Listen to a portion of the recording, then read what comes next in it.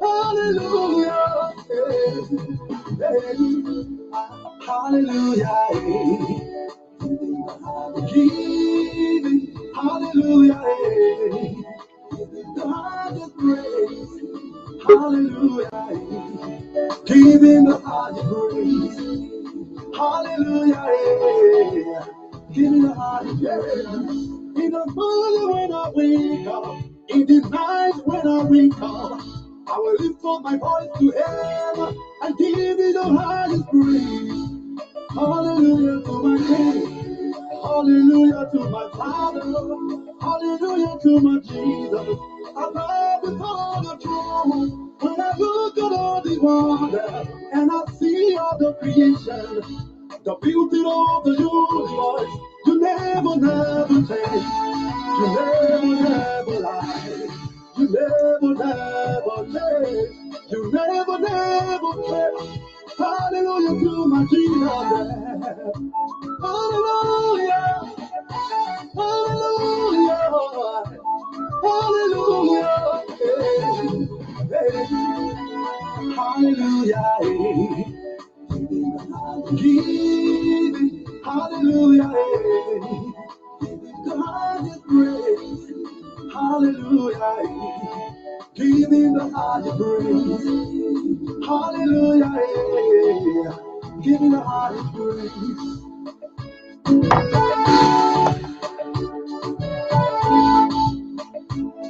Good evening, folks. Welcome. I'm Alfonso Z and So to the Liberia Public Radio and LPR TV. We want to welcome our viewers and listeners across the globe. Come and worship Jehovah. It is the person. Come and praise him. It is everything. The worshiping. Oh, he gave me life. I will praise his name. I'm here to praise my God because he gave me life. I'm sure my audio is good now. There was a little bit technical for this. Sometimes the Samson told every time I try to help him out, he will go to time and try to temper with me. Good evening and welcome. I'm Alfonso Z and So this Friday evening, setting in for the Liberal Progressive. In an open mic, we're going to be discussing a wide range of issues.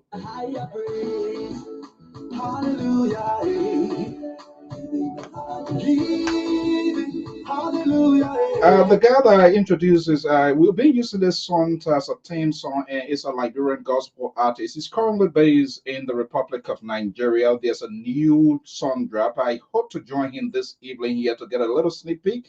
We're going to play that, and we're going to have a conversation, but we're going to make sure and have him here at a special time where we're going to have a discussion, and that's what we do. We expand our talking point, not just on the politics, but we also try to spot out potential Liberians and people who are out there flying the national enzymes of Liberia. Minister K. Perez is in the Federal Republic of Nigeria. He will be joining me here in a quick little short conversation here with a new release, and I'm going to throw it out there. Subscribe, click like, so that you're going to hit the spot. Welcome. I'm Alfonso Zayn, so a team of analysts, contributors, and senior political analysts standing by. They're going to be joining me here this evening in another fascinating open mic conversation. And of course, you, our listeners, you are also part of this talking point. Let's get the ball rolling.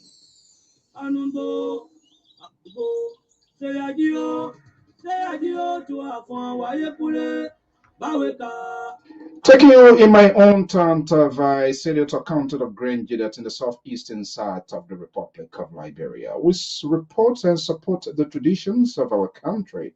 That's what we should be doing, no matter what our political differences are.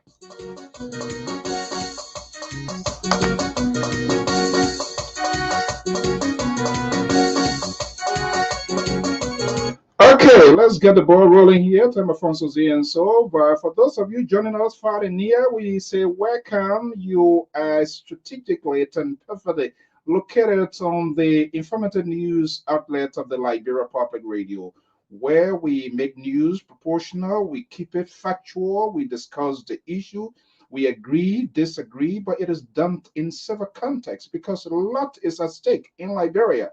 So it will all start to throw temper tantrum with the hope for us to get through. We will not get nowhere. At the end of the day, we're going to hurt Liberia because This is what these politicians like. And so when we all throw in tantrum, it gives them the room to do what they are doing. So we don't do that here. We would disagree, but we exercise high tolerance, and then we have the conversations and hold them accountable. I'm trying to go within the House, the legislative branch of government, the first branch of government. Sunday, if all goes well, I'm going to be hosting Senator Boto Kanen of Bapolo District.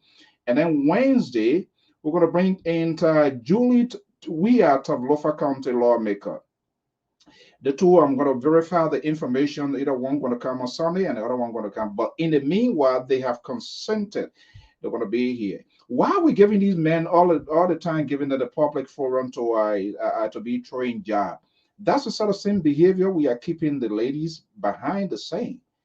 I was very much impressed. The conversation I had with this representative lawmaker from Mount Gibby County. It was an eye-opening conversation. We need to also bring into spotlight these women, and we can just draw a conclusion without giving them a fair share to talk to them. I'm Afonso Zian, so let's get the ball rolling.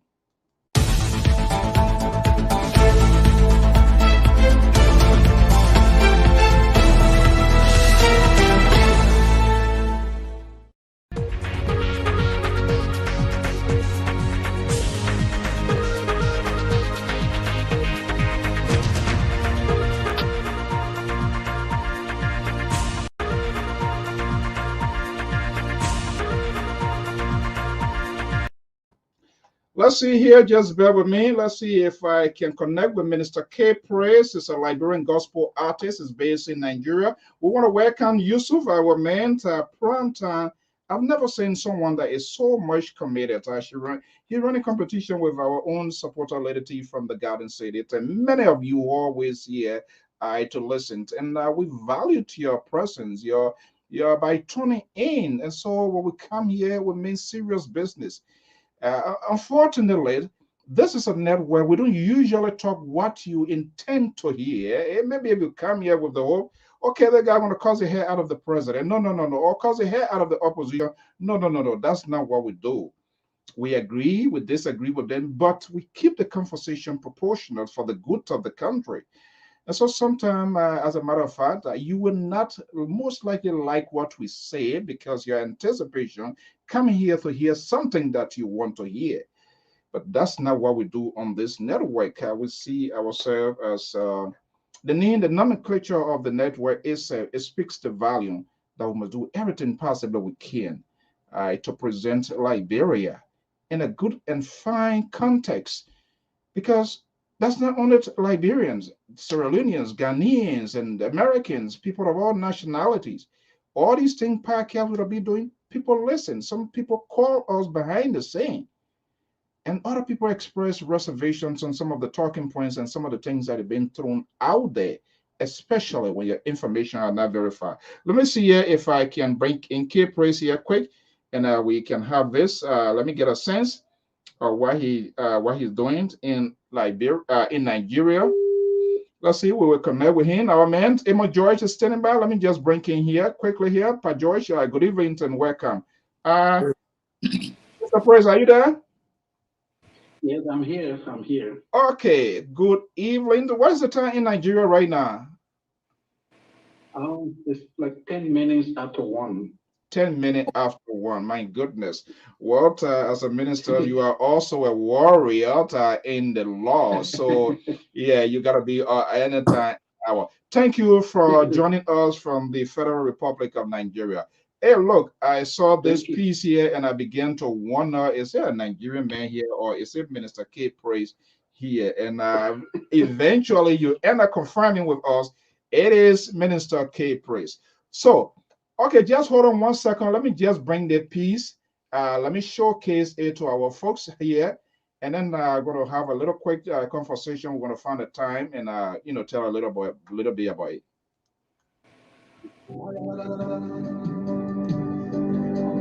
You deserve it.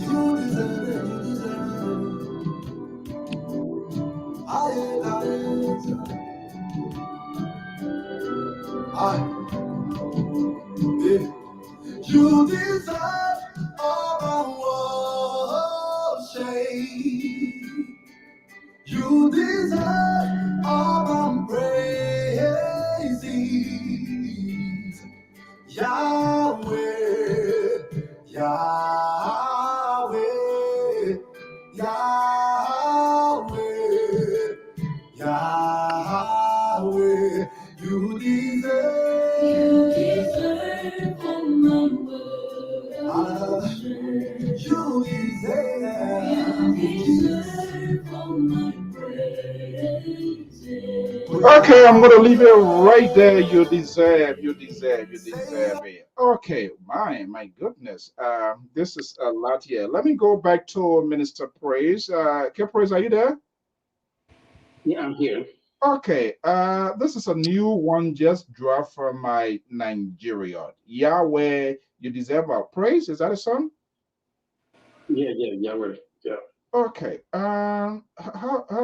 What prompted this song here, my dear brother? Actually, the song, if you listen to the song, you hear some messages in the song that says, see how far you have brought me. You deserve all the worship, all the praises.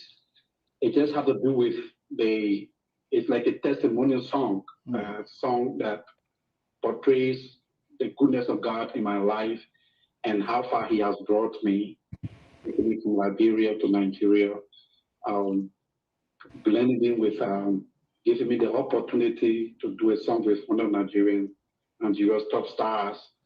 And so it's like a testimony that I'm trying to give in that song, telling, God who He is and appreciating Him. Yeah. Wow. Now, let me ask you, we want to find time here. I know it's really, really late in Nigeria. We want to find time here. And this song here, for us to tell our viewers and listeners, is already on YouTube, right? Yeah, it's on YouTube right now. Yes. It's available now for subscription and downloads. Yeah. Subscription download. Do they have to pay any money? Because when it comes to money business, some people develop opposite fingers. Yes, for YouTube, once you have your data in your phone, you can download. Okay. Once And you more have important, data in your phone. and the download. And they need to click the like, subscribe, so that if anything comes out of YouTube, people are going to be able to get that notification. And that's the only way you guys get some sort of international recognition with things that you do, right? Definitely.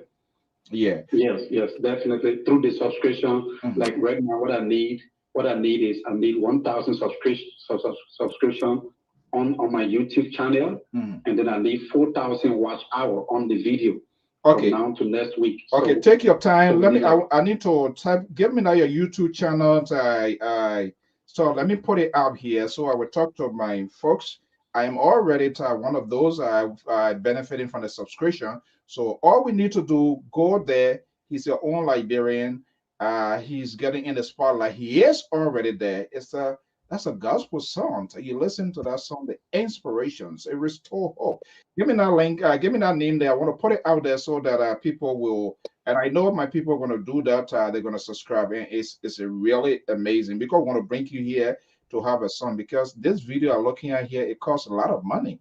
I don't think you get. I don't think you're part of Nigeria man that would just send you in studio there to leave from Liberia to go to do a song here. So it's a lot, and we have to give to these people. We have to give to you guys too. So where's the YouTube channel? It's K-Praise TV. Okay, let me Once see. you put K-Praise TV, you're on the channel directly. K-Praise, P-R-A-I-S, K-Praise TV, right? TV is in front here. Yeah. Okay. So it's K-Praise TV. Yeah. Okay. For subscription. All right. Let me just bear with me here a little bit. I want to get this here to put it out to my people, and hopefully, all right. This here is very simple. Just go into your YouTube search engine, type in K Praise TV, and you can click. Please click like. If your fingernails too long, if it break, we will find way to put those false nails. We can put it back. But just subscribe, click like, so that and you see how many percent you need for that subscription. I need 1,000 subscribers right now. Then I need 4,000 watch hours on the watch hour. I need 4,000. Then the YouTube is going to now do some payment. So that's what we're doing right now. Yeah. Okay, so that's it. You know, share it. We want to send it on Facebook. We want to ask people to like it. We want to ask people to, yeah, K Praise TV. All right, let me see. Yeah, I think let me see what I can do. A little bit editing here. Okay, there's a little bit dash in between. Subscription. Okay, so yeah, that's it's right there. It's there, K Praise TV.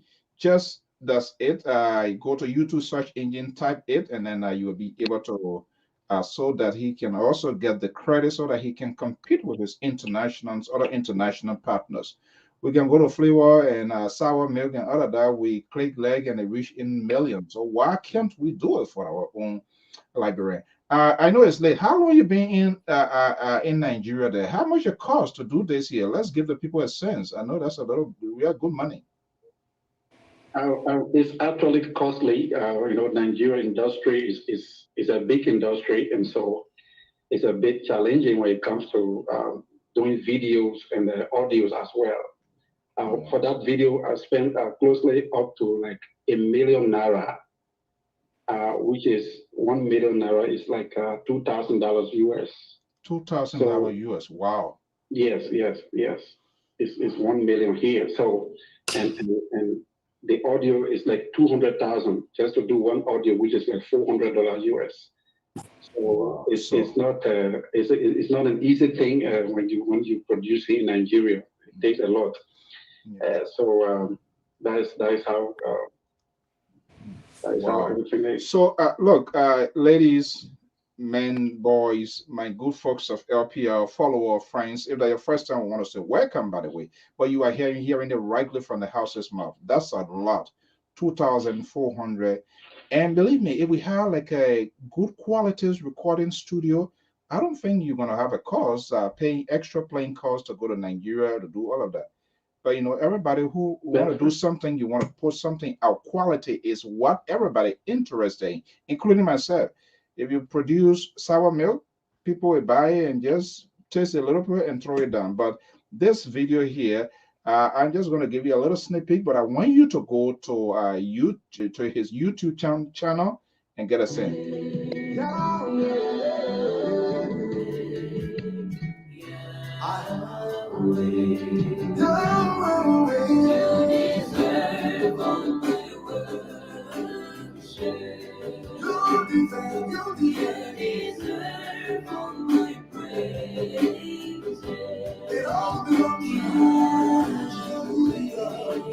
All right.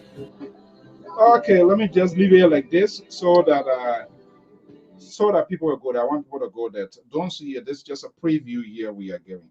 Okay, Minister K Praise, I know it is extremely late. Our own man Yusuf is watching us from Nigeria. He's one of our prime time follower here with other many other people here. K Praise, I want to thank you so much. We're going to talk behind the scene and find out time for us to come here and and talk much better about it. And hopefully by then other people will review it and the Lord will touch their heart to make a good word donation as well to kind of give back to what you have done. How's that? I must say thank you to everyone who's following this program, and I can assure you that by the grace of God, we're going to keep pushing, and we're not going to give up. We just ask for your support everywhere. Subscribe to the channel, download the video, share the links, and that can be a great contribution to the process. So thank you so much. Remember, Chris Morgan is on the song. I feature him on 2 songs. Morgan. So He's that's the first he's a song that is Nigerian out, artist, and, eh? yeah, Chris Morgan. Yeah, he's a Okay. legend, Nigerian, one of the Nigeria's legends. Wow. So I did 2 songs with him, and so one of the songs now is out with the video.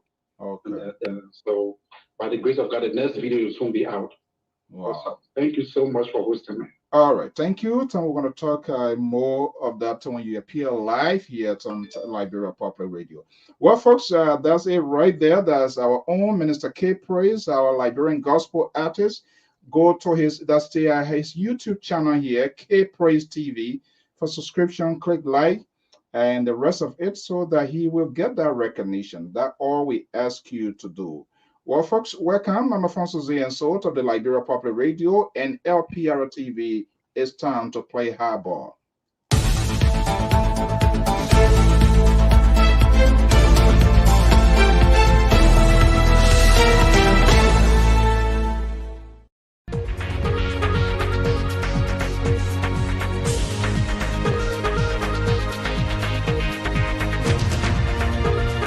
As usual, before we start, let's do a quick rendezvous on some of the news making headlines across the globe, Liberia, and other parts of the world. Let's see what is happening here on the international scene. Taliban rebel forces captured Afghan provincial capital of Zaran, according to Al Jazeera. Remember, U.S. is downsized a troop from that end, so hell is kind of breaking loose. In England, hundreds of vaccinated people hospitalized with Delta variant. So if you take the vaccine, yeah, imagine people who took it, they are hospitalized. So those are the folks that are still. Please take note. Tunisia president to reject crisis talk, says there is no turning back. So that's what a Tunisian president is saying right now. 30 people killed in series of attack in the West African state north of Burkina Faso. That's Burkina Faso. The Minister of Labor in the Federal Republic of Nigeria, Dr. Chris Ngaji, has threatened to replace striking residents, doctors, if they refuse to report to work. It's everywhere, Pa Joyce. They don't negotiate.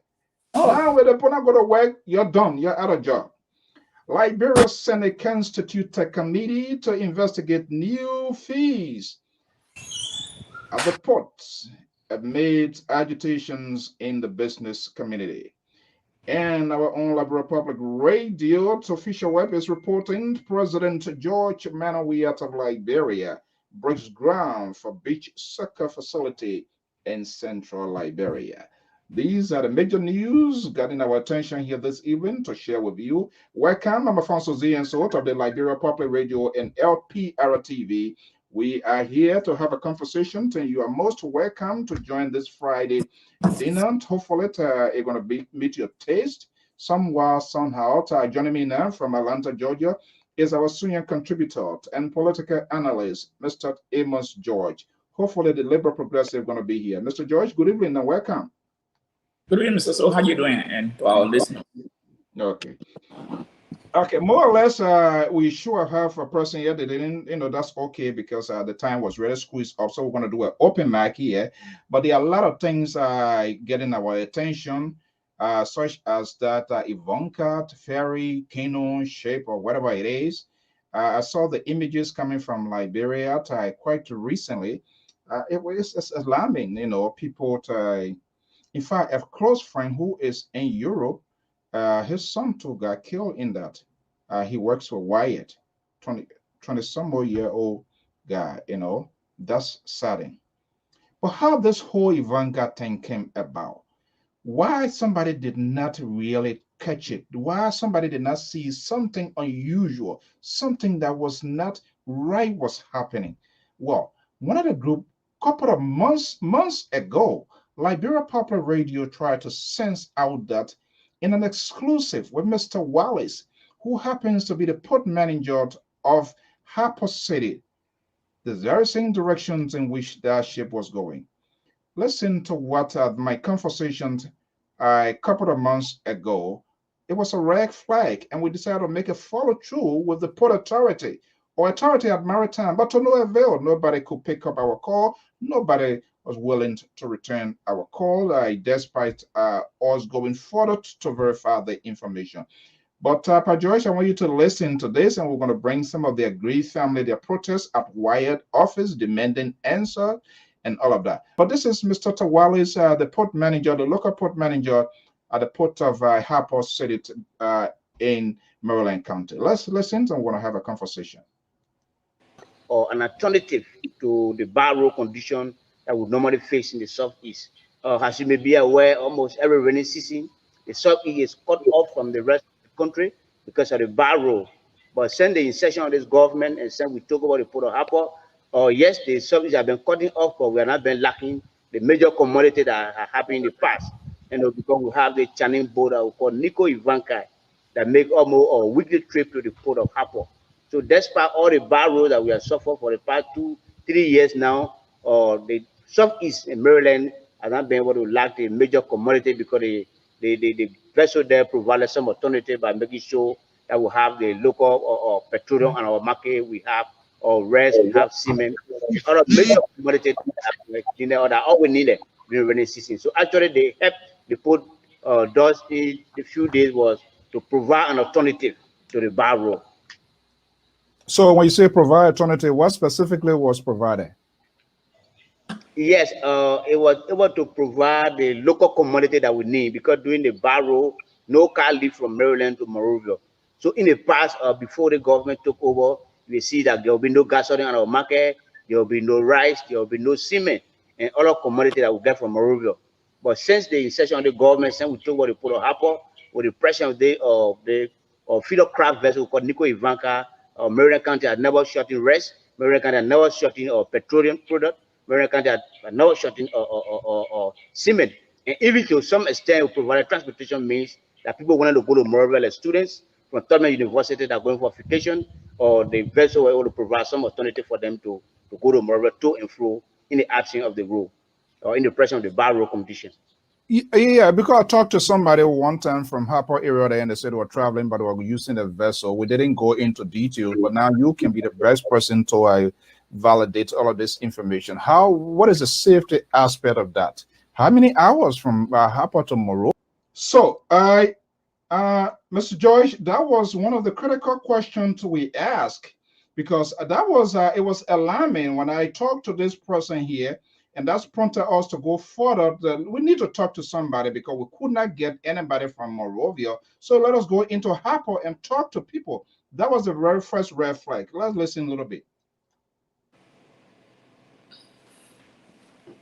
Monrovia. What is the safety? Was there some sort of safety check on this vessel to make sure that residents and citizens traveling back and forth, their safety too is prioritized? Yes, actually, the vessel that we are dealing with is not actually for passengers. It's just a cargo vessel. Oh, it's a cargo. Considering the situation, what we ensure was the life jacket was on board, and then it took about 2.5 days from Harper to Monrovia. And then since March, this vessel has been plying the sea, and there have been no any incident case or any incident being reported of any damage under the sea or any major problem. So for more than 2 years now, the vessel have been coming and been going. There have been no major problem. So actually, when it comes to maybe medication and other facility that should be on a passenger vessel, they are not available on a vessel. But we're able to do these things and just to be able to help the community and in the pressure of the barrow. No medication is available. Do you see that as a risk? What happened 2 days when somebody get ill, for example? How are they going to make it?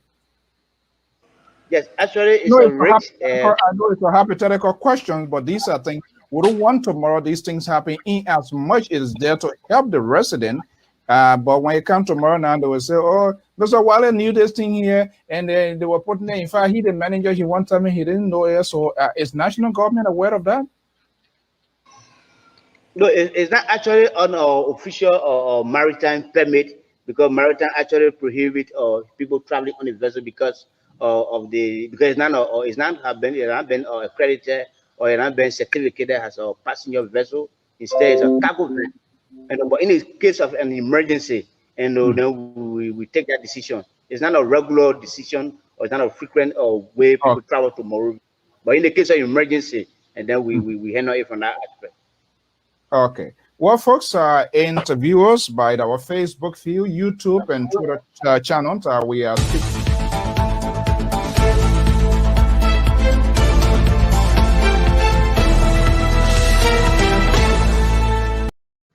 All right, Mr. George, are you there? Yeah, I'm here. Are you hearing me? Yeah, I can hear you. Okay. So that was 6-7 months prior to this year. It's a cargo. we ask all of the questions. Somehow the government, somehow somebody is now aware. That's a complete baloney. These people, the new people lives were being in danger. And we've been carrying a couple of months, 2 years. So it's like what? Since the inception. And nobody raised an alarm. What sort of justification? So if they put the here is the deal here. The local management in Harper, they can do something without the consent of the overall overseer in Morovia, which is the gateway. We are about to start a trouble. The liberal progressive is already here. So tighten your seatbelt. Trouble has descended upon LPR this evening. I'm sitting for him. He's still going through tutorial. He's still going through the orientation. And when he wants to come here now to be the owner of the Friday night, but I got a bad news for him. I am in charge. So his liberal idea, to some extent, we're going to muscle here this evening, whether he like it or not. Let me bring in the liberal progressive from Saxton, Sacramento, California.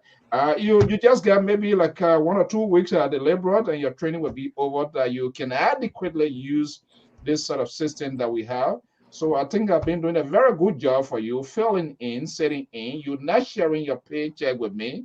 So that's the good thing. I'm not asked for anything. And hopefully you're going to use your good conscience from tour time to give me a tip. Good evening. Welcome. How is the introduction of the occasion?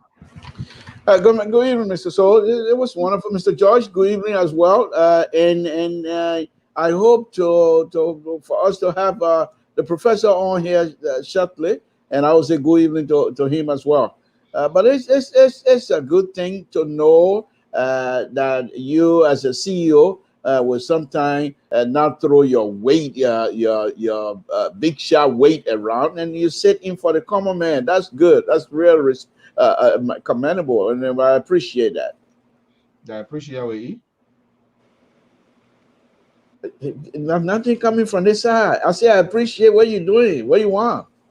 Okay. All right. Welcome to Libra. Let's get the ball rolling. Welcome, folks. We do this here to keep the conversation going as well. So, Mr. Joyce. Yeah. What could possibly be the explanation I provided? But before that, let me just bring you a little bit highlight of should I say the protests or demonstration or concerns with the aggrieved family with respect to the Ivanka stay here. Let's bring in this here and then we can have a conversation. So then I said, okay. When I hit on the line, just in that time, they said, call. He said, oh, because one of them are trying to call me RAQ. He said, RAQ. Let me see here.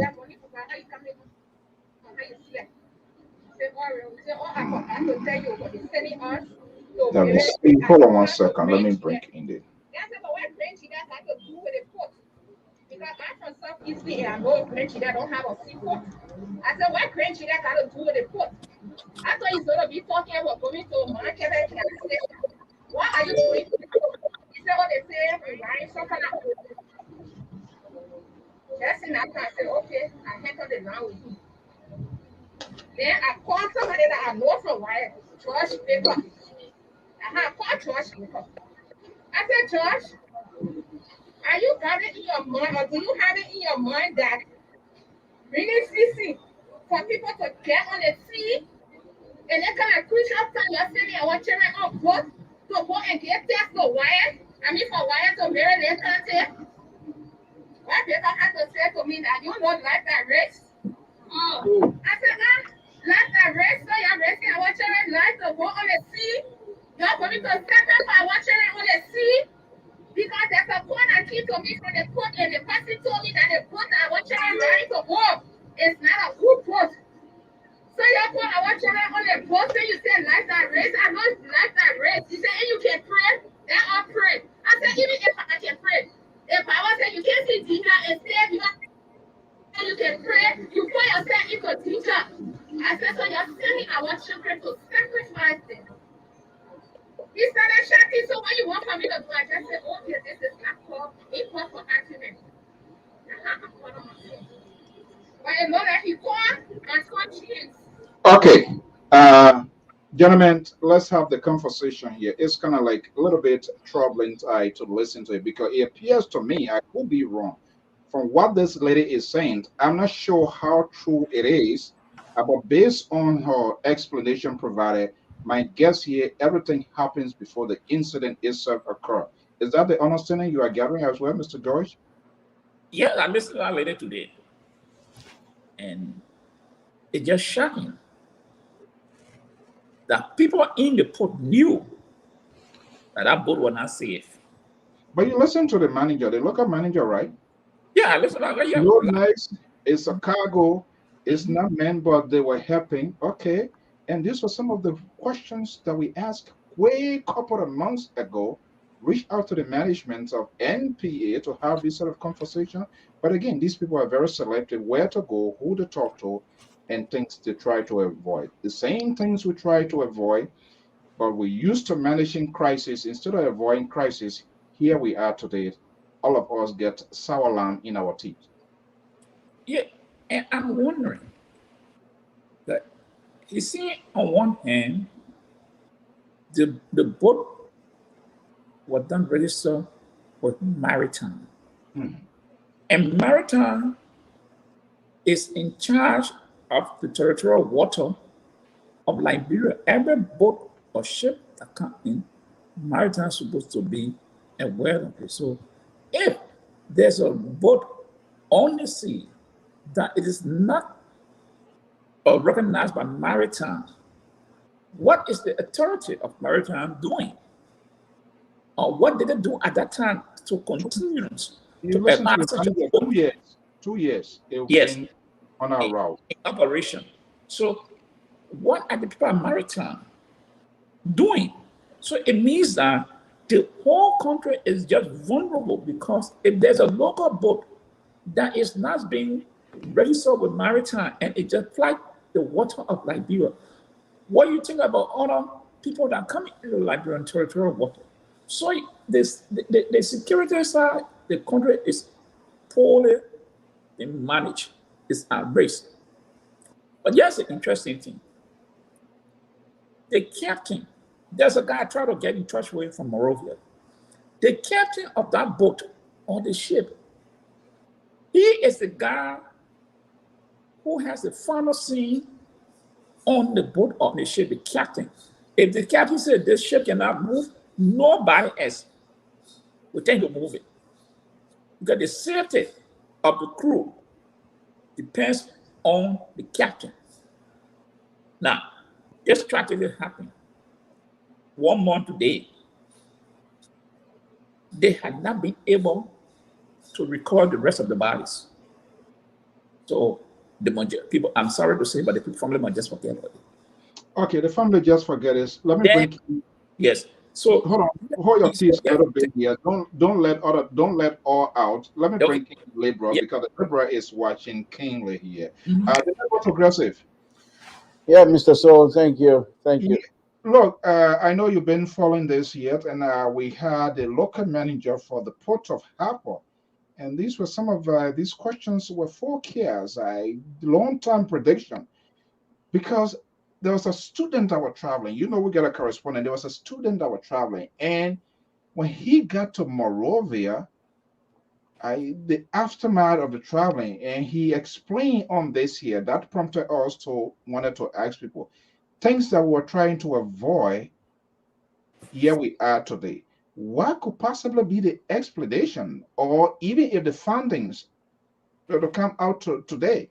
You listen to the lady and you listen to other people that spoke. And I'm surprised based on what I heard with some of the leaders, things that they were telling her. So it's a self-indictment. If those sort of recording, if anything were ever recorded to go before a court, I don't know how they can get out of that.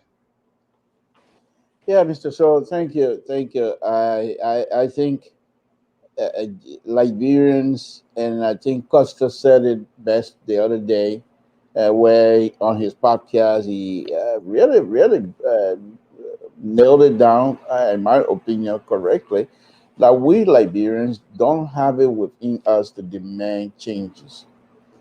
We elect people, and then based on that, the people, because of us not having the ability to demand what a justice is supposed to be, to demand what we need and what we want, and because of that, people take advantage of it. And I also predicted these things here a long, long time ago. I said, look, the Liberians of today, the young Liberians of today, are sophisticated, and based on that sophistication, they will try to manipulate the system to fit their needs. And this is exactly what we have. Mr. Soul, they've since, and it's not just this government, but I'll just go straight to this government. Since this government came to power, how many tragedies have we not seen? We saw where a building, a fence of a property owner fence built with concrete blocks fell on other people's houses and killed somebody. What did we find out? Nothing. We saw the young Muslim elementary school caught on fire. Kids died. Have we gotten any resolution on that? I don't think so. We saw the auditors die. Yet still, we have no definite answer as to what happened. We still don't know. So these things, and because we keep moving on, it happened. Okay, after maybe we talk about 1 or 2, 3 days, we find another subject matter, and these people never fail to give us these subject matter. But because of that, we keep moving on, and no demand of say. Look at the young man that got killed in Tapeta, the police officer, the EPS or whatever guy that got killed in Tapeta. What happened? We don't know. Up to this point, it's all you say, I say. Nothing definite that you can go into the police archive or you can go into some sort of a record in Monrovia and say you want to do research and you find some information. There will be none. So who's hindering these things? It's okay, if for some reason these are not the responsibility of the government, let them say so. But the government job is to protect all of us. So what if I was on that ship? What would happen? Nothing. My family would just cry. And I give you an example. This is not just this government. Back in the 70s, I think 76 or 77, something like that, I was working with Minister of Education. And I was going to, taking the vacation to go back to Toll Town from Monrovia. And the Minister of Education had a Jeep that was going to Harper with Theophilus Sampom, I think his name was. Yes, Theophilus Sampom. Yeah. They all were in the car. I think about 5 of us. And in that car, 5 human beings in that Jeep, Land River Jeep, whatever they call it, we have a drum full of gasoline in that car with us. And the men from Total were in that car. Yes, yeah, but what choice do I have? I wanted to be in Total that day. I don't want to go down one side and wait for but the point was, when we passed Banga, I remember this because when we got to Banga that afternoon, we joking because one of the lady that was a friend of mine, she's also from Banga. She went to, I think they call Buffet High School, and we joke about it. So when we got to Banga, there was a conversation about that. But anyhow, as soon as we passed from Banga, the driver was speeding, and the faster he went through a vertical curve, and the car went up in the air, launched in the air, and bounced back. I hurt my neck. The gasoline drum that was in the bike seat with me when it hit the floor. If that thing has exploded, you think we were going to be alive? No. So most of the people that were even on that ship, some of them were just going home to see their family members and things. And this is where the government is supposed to be empathetic to these kinds of situations. Nobody is blaming the government. The government, of course, they're going to have answer. But for goodness sake, have a meeting with these family members. Talk to them. Find, they think about them. None of these people are Congo people. These are all our people. Ablion, Kuru, Pram, everybody. Where else we got to do? What do we want to do with it's not to say, well, these people, they don't even know our culture. They are Congo people. No. Most of these people grew up in the inner city of Monrovia. They know the culture. Why is somebody that they can't even wrap their arms around these people? But this is what we have. And I think the sad thing about it, other politicians will try to utilize this thing, politicize it, and it becomes a terrible thing. Why would a lady, you saw the video, she's coming out telling her a grieving story, telling us if that lady has been approached by somebody from the maritime or whatever, that lady will not have come out publicly to talk to people like that. But now, we're on platform here discussing it, and other platform will pick it up and improvise because we haven't gotten any information from the government. So this is something, and I bet you by next week we will have another subject matter to go on. This thing will be done. No resolution. I see this to be a sort of a patterns and sort of a regulatory routine here. But let's open the box here and see other components of society too that you intercede. And this is where some of us the frustration comes from with people that call themselves advocates, opposition, or people who wants to also take national leadership, if you will. Are these people doing enough to pursue? I'm not talking in the context of violence, but in making sure that, if you are advocate or if you're a human rights advocate, you should be an open-minded person. You can be selective, if it is within our group, then to will go aggressive, then to will be bitter, then will be resent, be a sort of for that sort of resentment.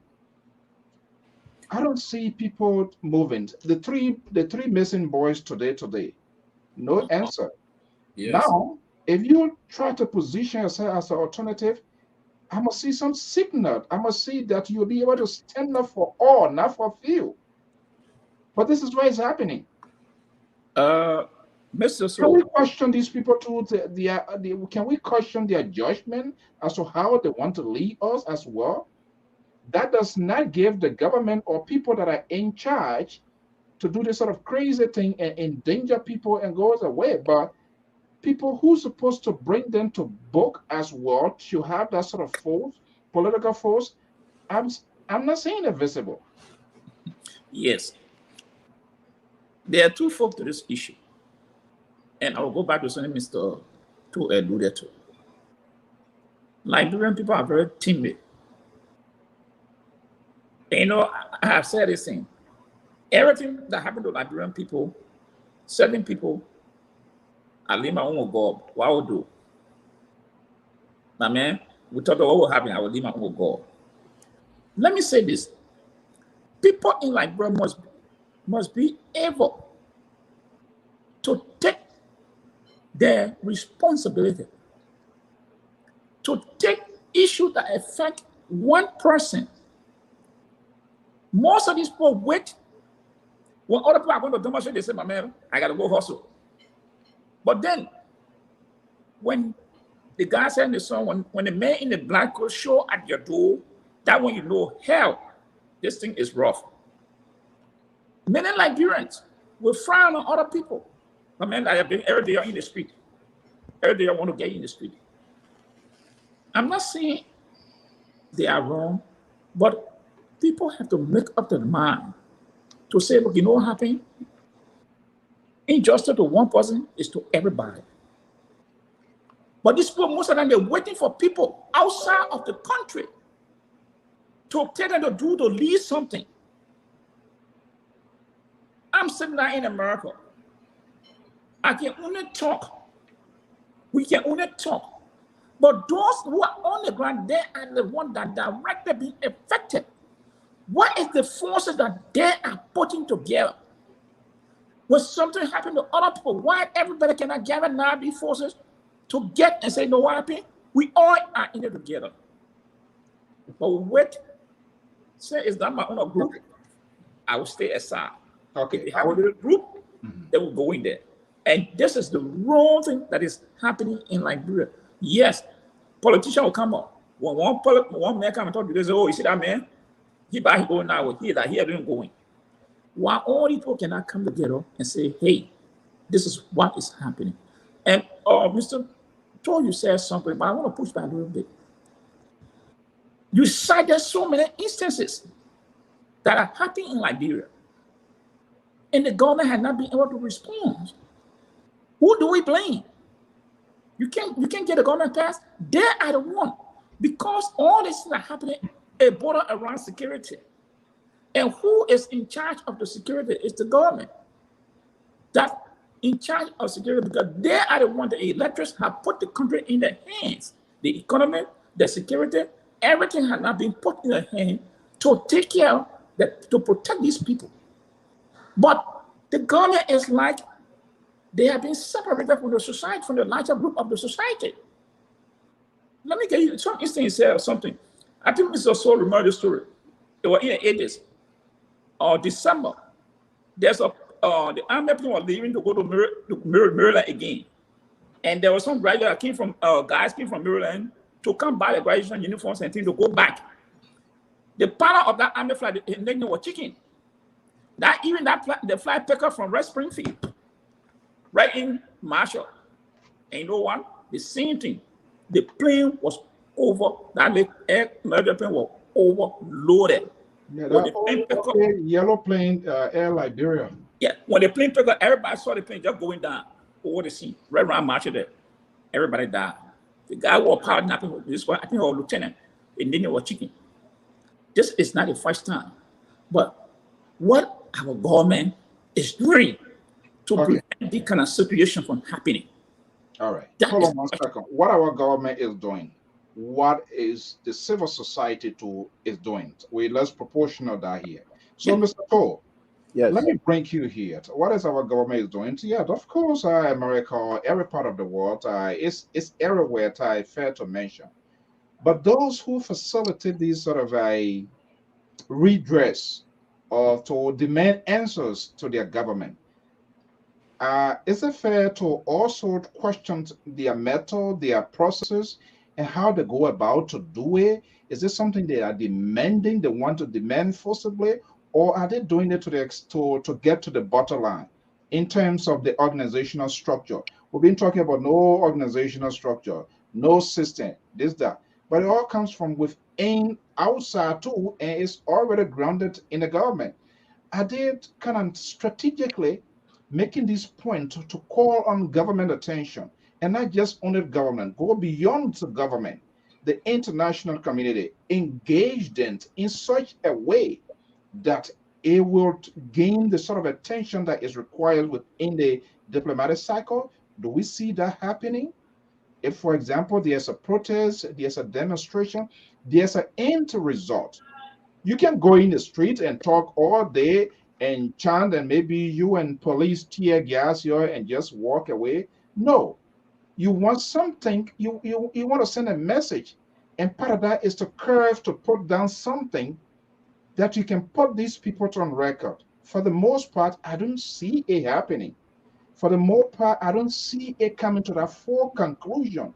And even after that, I don't see people making a follow-up to say this happened 2-3 months ago. And like what Joyce said, we are talking about right now. But next week, somebody will throw their foot in their throat, and that's going to be another talking point, and that will be dead and gone. Are we doing enough as a society, as a people as well? Well, Mr. So the first thing I want to say on that is no, we're not as the people. No, we're not. We're complacent. We're contempt, so to speak, and as a result, we do not try to go after things we have to and must. However, when it comes to this government, as far as I'm concerned, they're inept on many things. But one of the things that they're very strong on is the security. Now, you may disagree with me, but there will be millions of Liberians going to bed tonight and will be able to wake up tomorrow morning. The security is there. Now, I can say, Mr. Toll, yes, security is there because Liberians want security. That's a fair statement.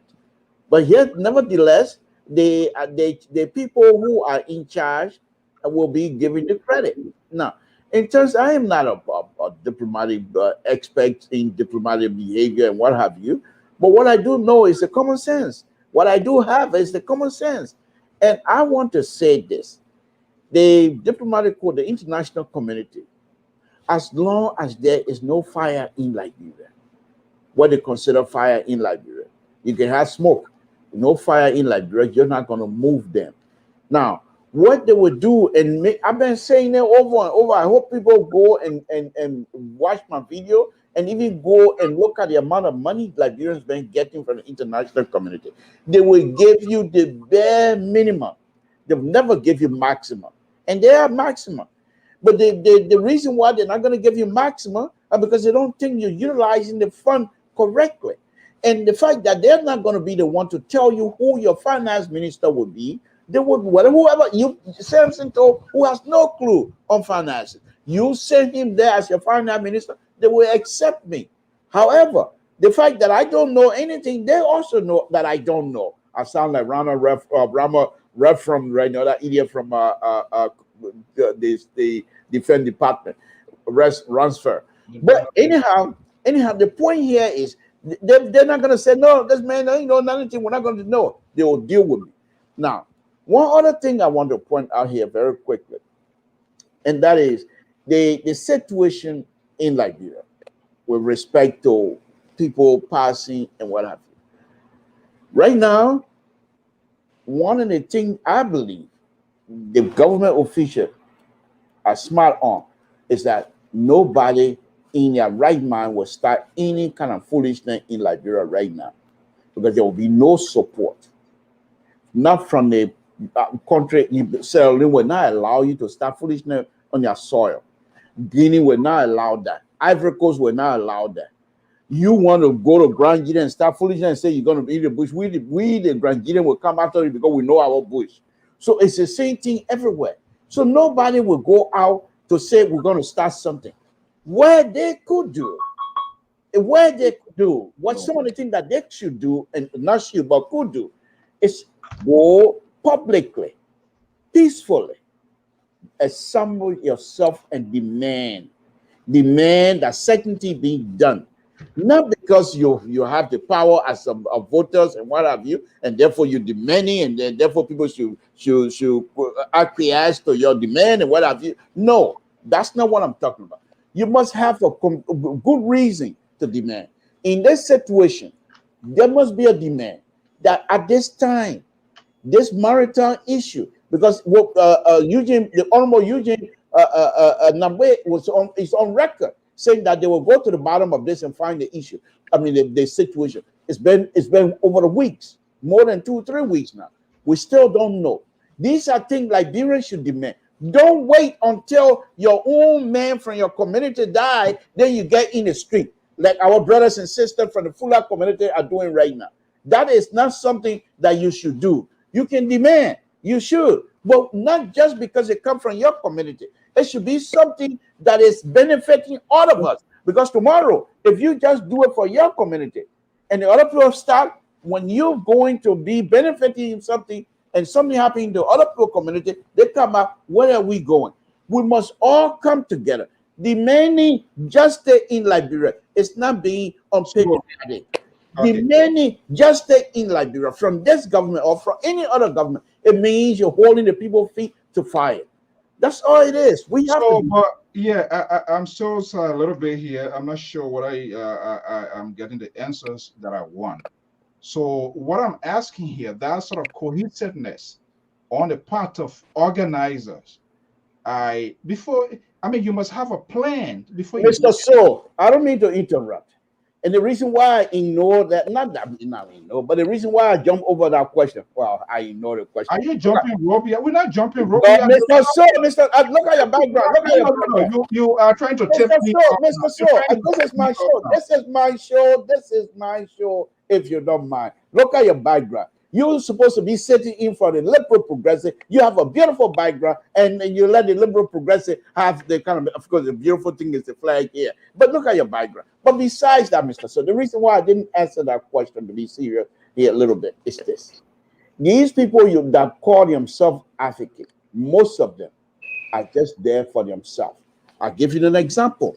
And I'm not here to praise Costa. Costa can do that for himself. But when this young man started the December 7th demonstration, or what have you, CPP or COP, whatever, what happened? There were some other people that came out and said, oh, this is a good thing. We can be recognized.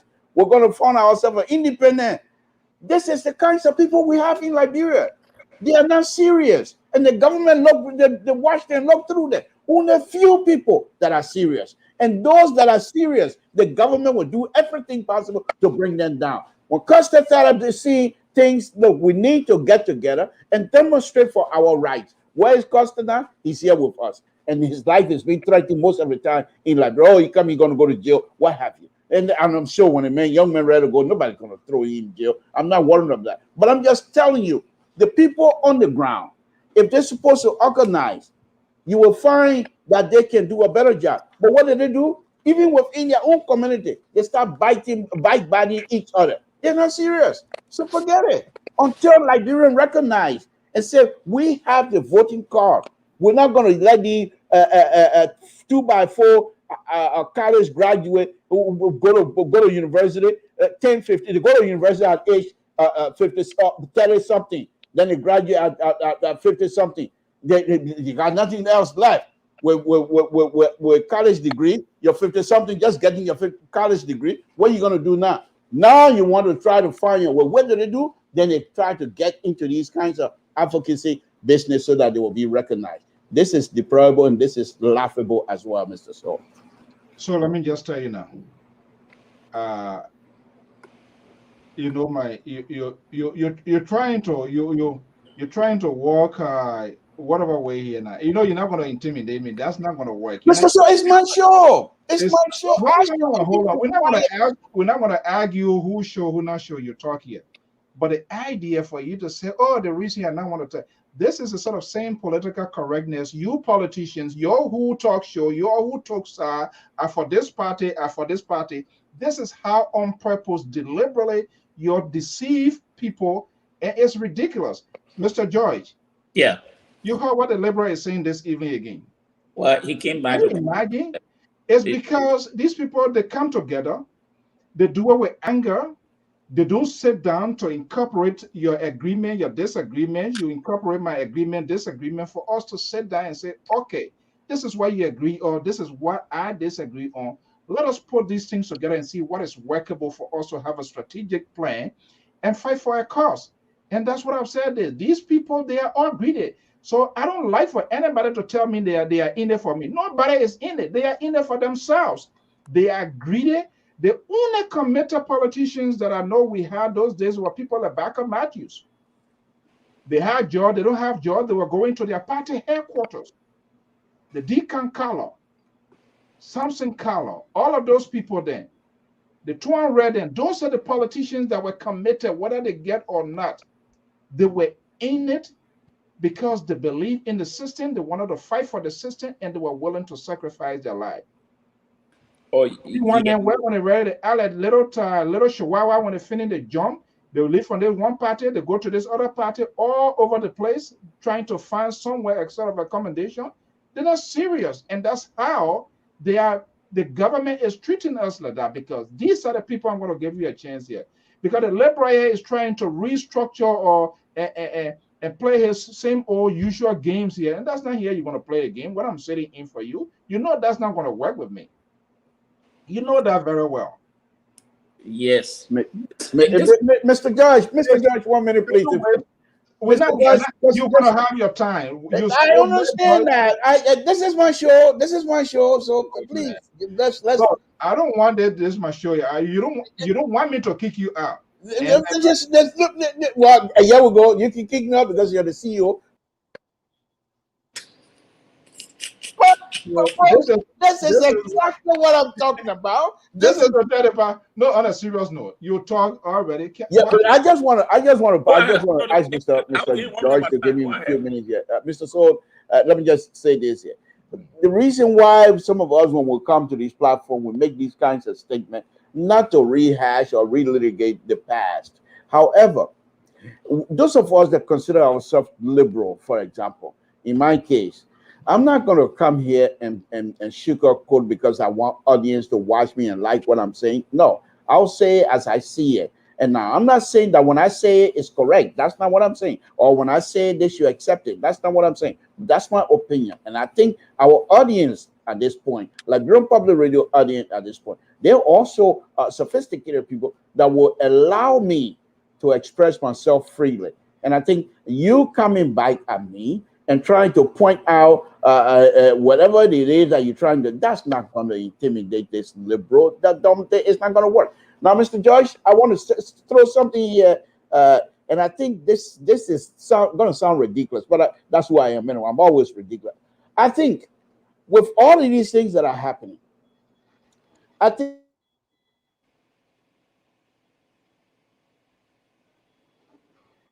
Because you want to sound ridiculous, that's why your mic now is turning off on you.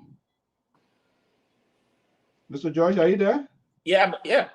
Yeah, my hands here. I can hear But him. but the idea he about to sound ridiculous is done on purpose. That's how these politicians behave.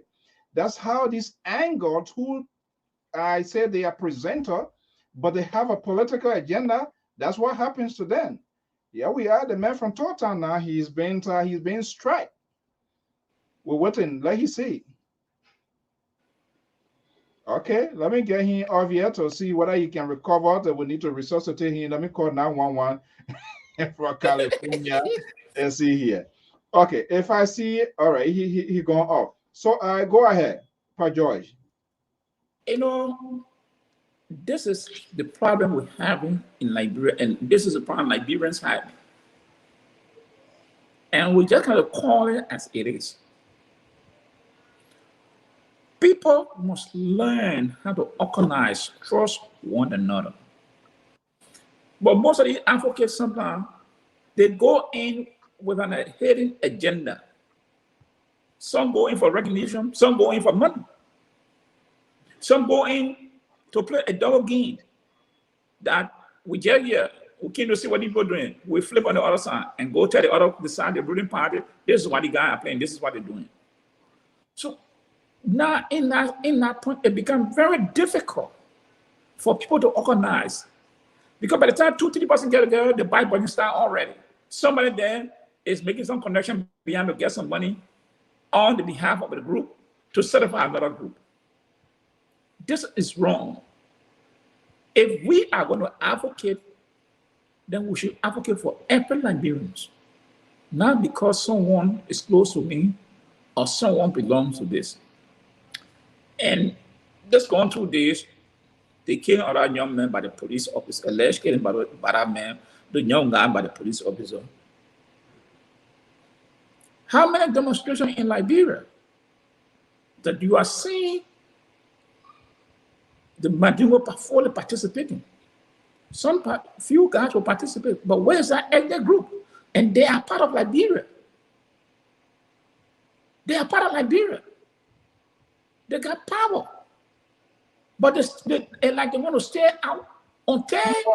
No, but there's another version of it. Not to interrupt you, Mr. George. There's another version of it. This is where, okay, good. You see, because you wanted to sound ridiculous, that what he's sending me a message here, something that is good that not me. But here is the thing. There's another version here. Okay, it's fair to also point that out. But we have institutions. We have groups that claim to stand up for the life. This is why we all can do it together. Yeah. All right. We're talking here. Not that the folks that are watching, listening, not that they can't talk, but there is a timing. People will have to do it, at a different interval. So if these people who claim to be advocates, who are saying they are there for the Liberian people, let's see our Sharpton here. All right.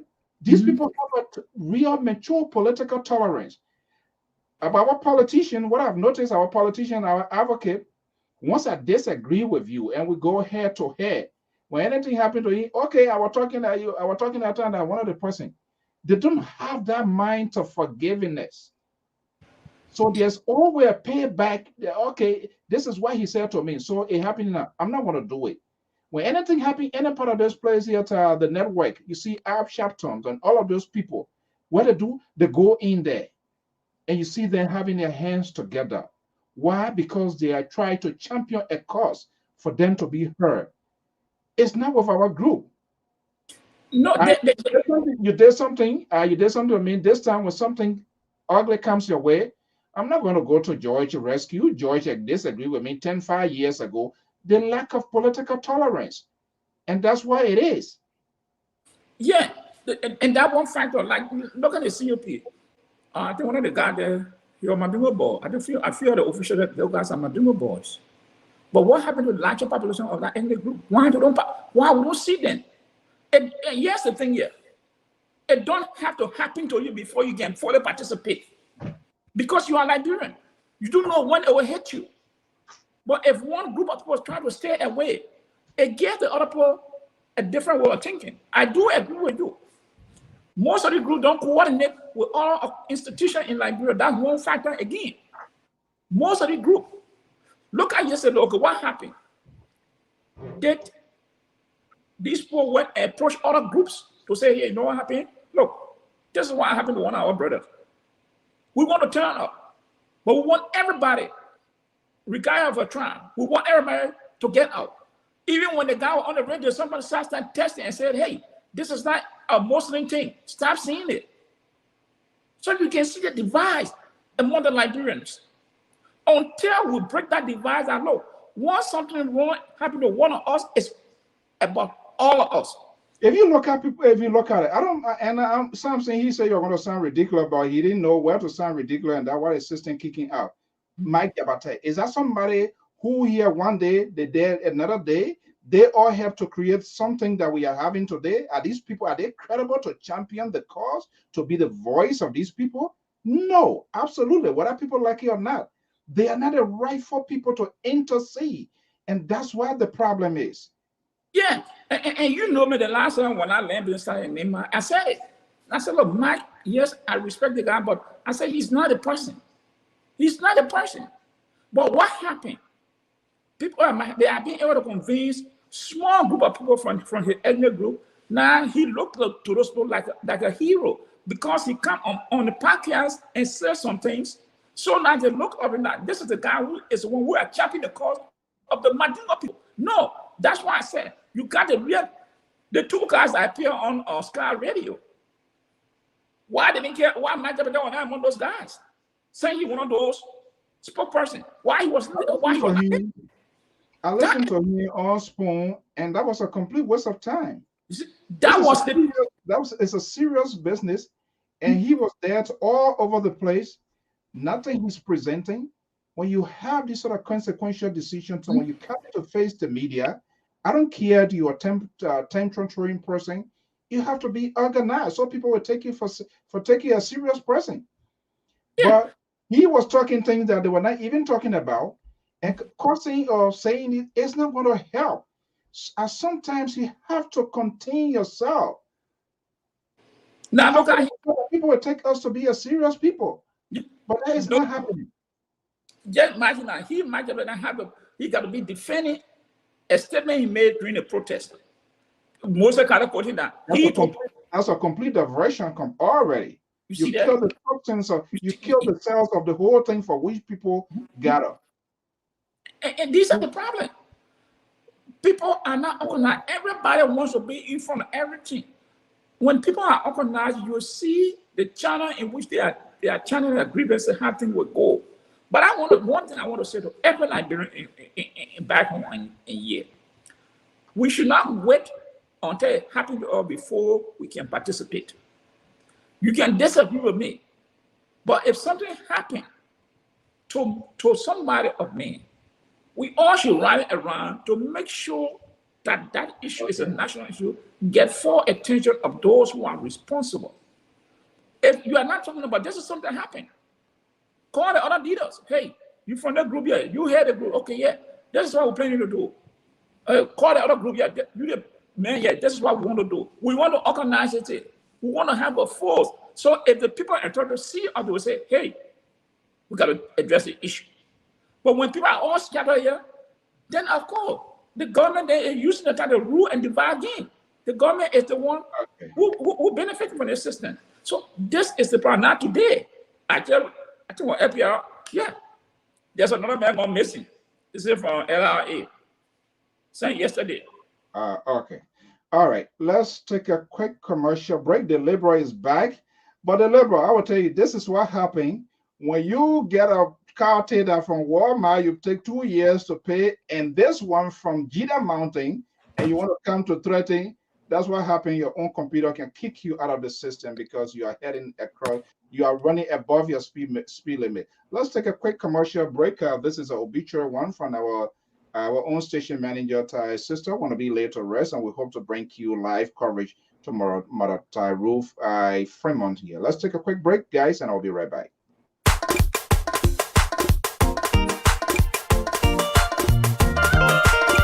It's Pekka Jr., the marvelous producer. Life so beautifully lived deserves to be beautifully remembered. It's with profound sadness and great loss that we announce the death of our beloved sister, Mother Ruth D. Freeman of the ACFI Church. This sad occurrence took place on June 19, 2021 in Monrovia, Liberia. Funeral service of the late Mother Ruth D. Freeman will be held on Saturday, August 7, 2021 at the St. Moses Funeral Parlors from 10 a.m. to 12 p.m. The remains will then be taken to the Dawson Cemetery in Margibi County for burial. Repast follows at the deceased's residence in Thinker Village, Montserrado County. The late Mother Ruth D. Freeman leaves to mourn her children Pauline Freeman Torr, Queen Freeman, Josephine Freeman Lamina, Lorpu Freeman, and Zarkpa Poor, all of the United States. She also leaves to mourn her brothers George Freeman, Philip Joe, and Nathaniel Cry of the United States, and one sister Annie Freeman of the United States, and a host of other relatives in Liberia and the Ivory Coast. May her soul and the souls of our dearly departed loved ones rest in peace. Thank you.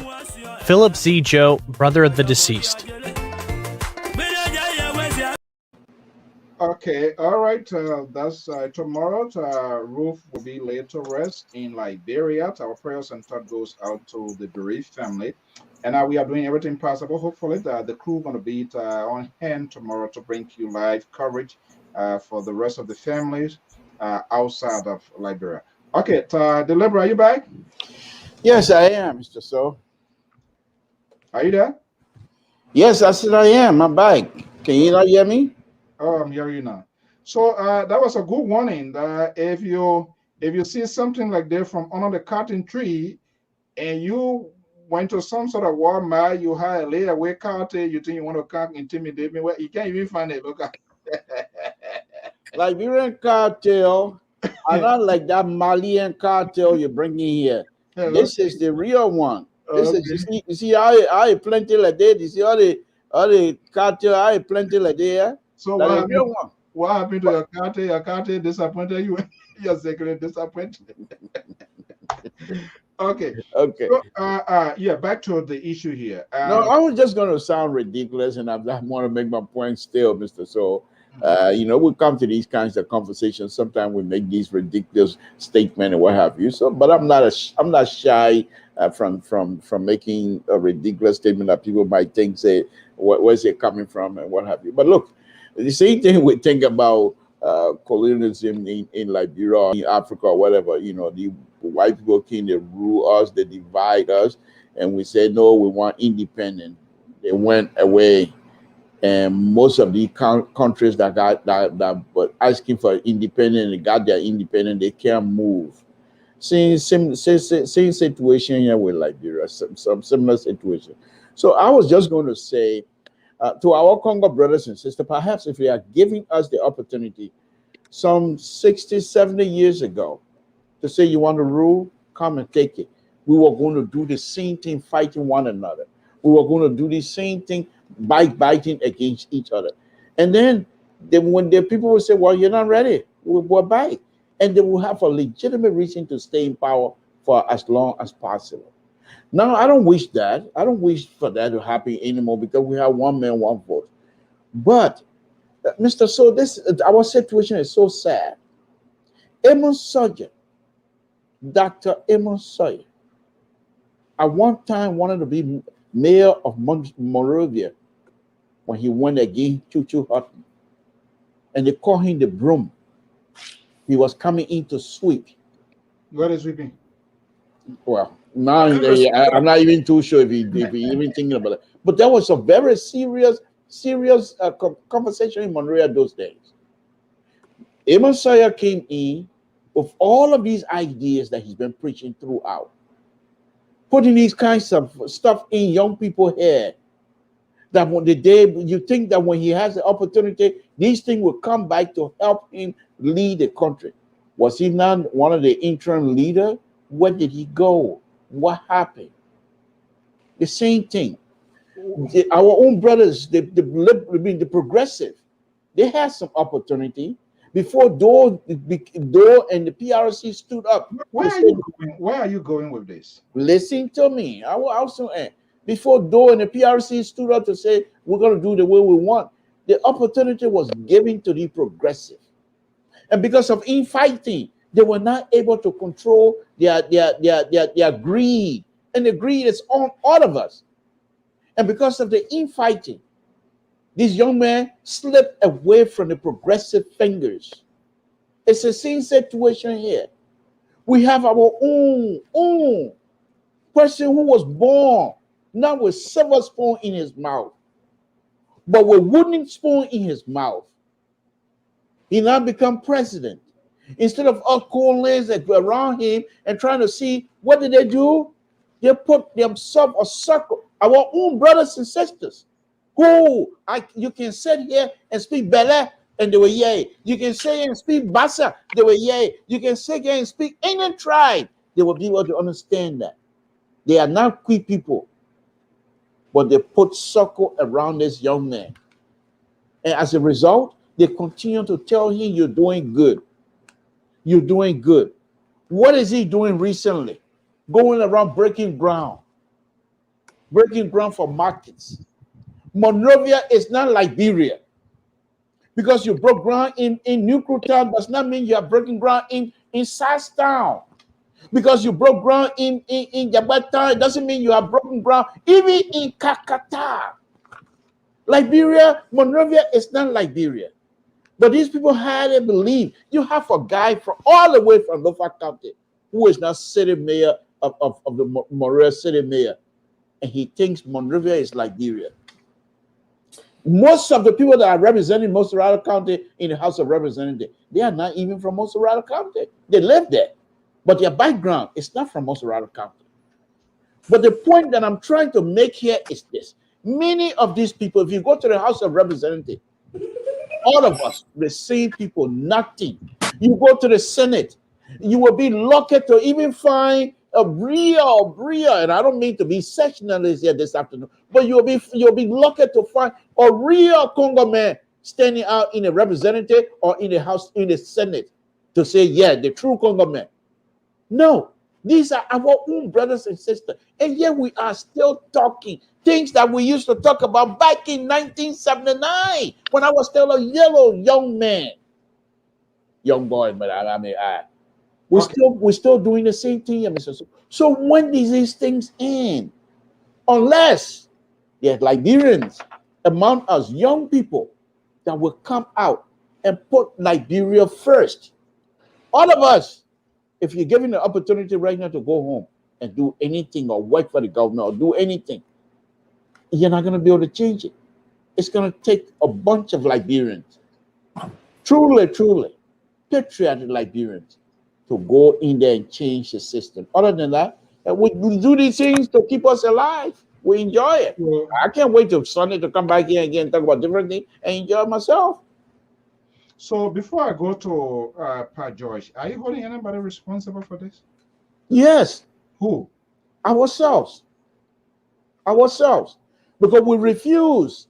And here's a dinger that I've been singing this song over and over, Mr. Soul. That the young, sophisticated Liberian, those that are educated, they refuse from the beginning of Dr. We are coming to this position.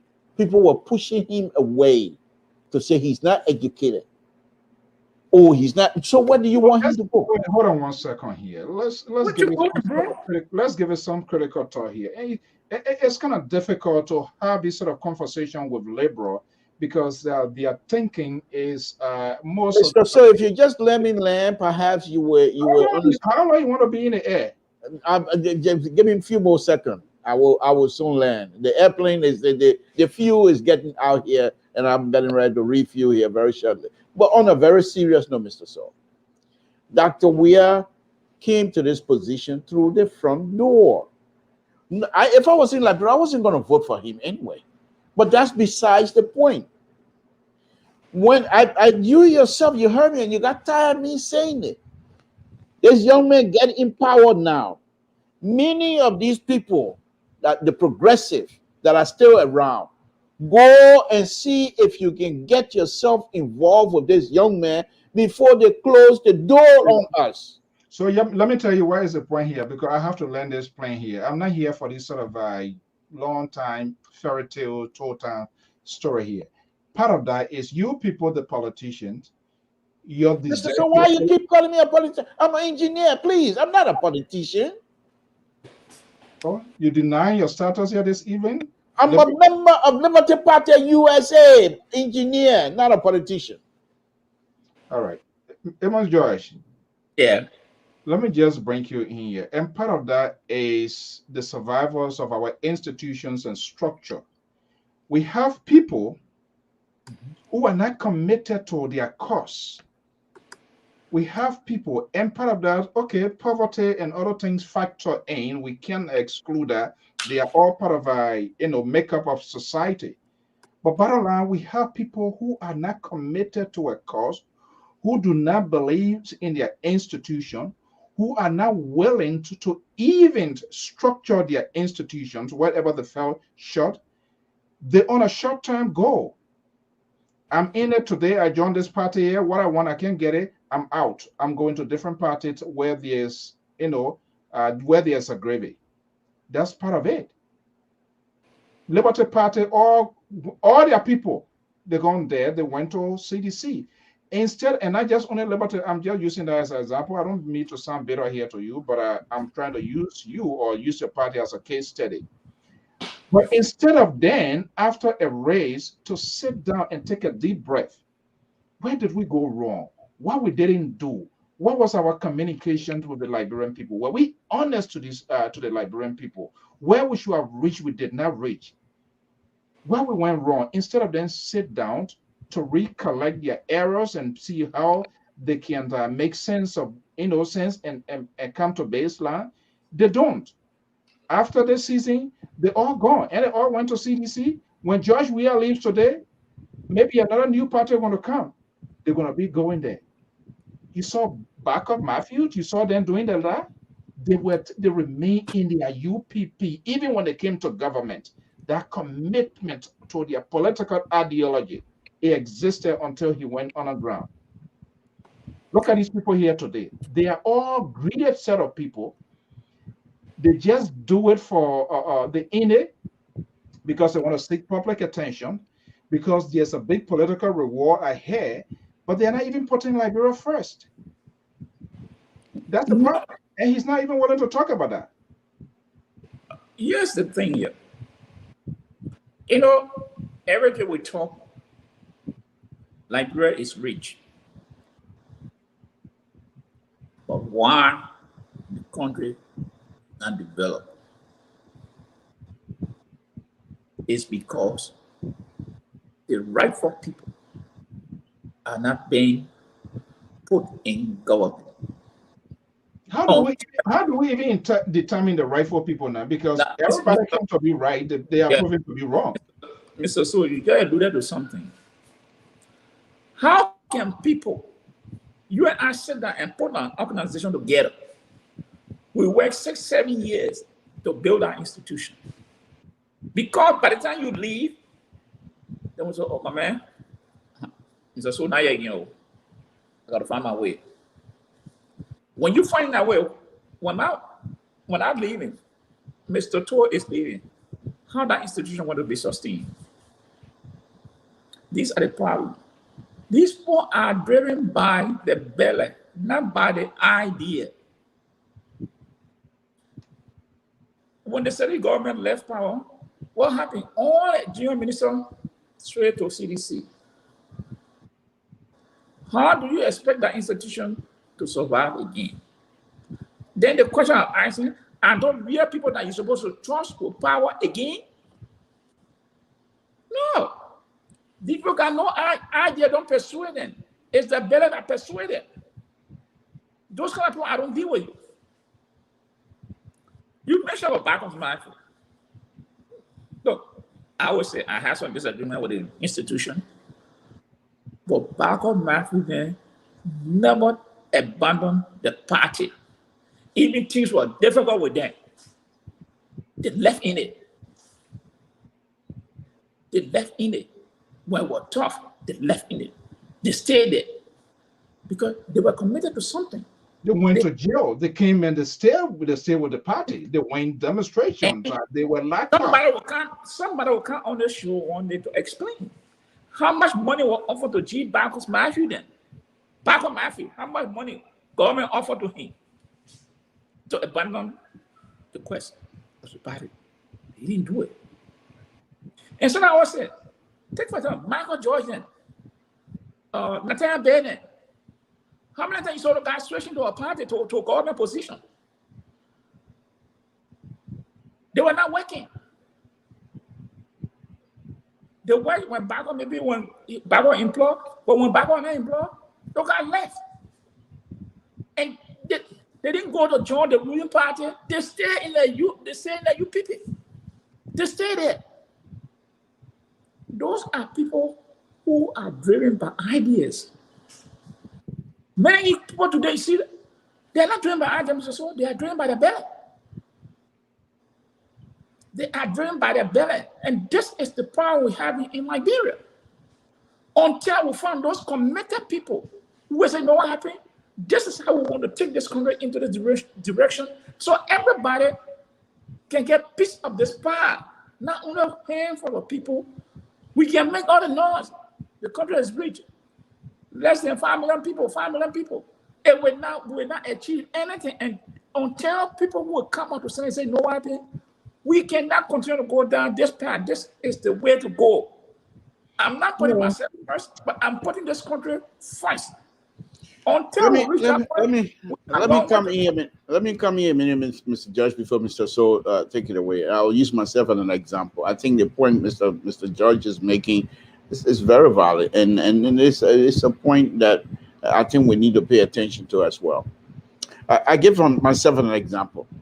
Quite recently, and I think I told you that, Mr. Soul. Quite recently, there's an engineering society in Liberia. And their leadership, who happened to be a good friend of mine, have asked me to join. I said, yeah, I'd like to join that. And so I sent my request. He sent it in. They put my name down. And so I introduced myself.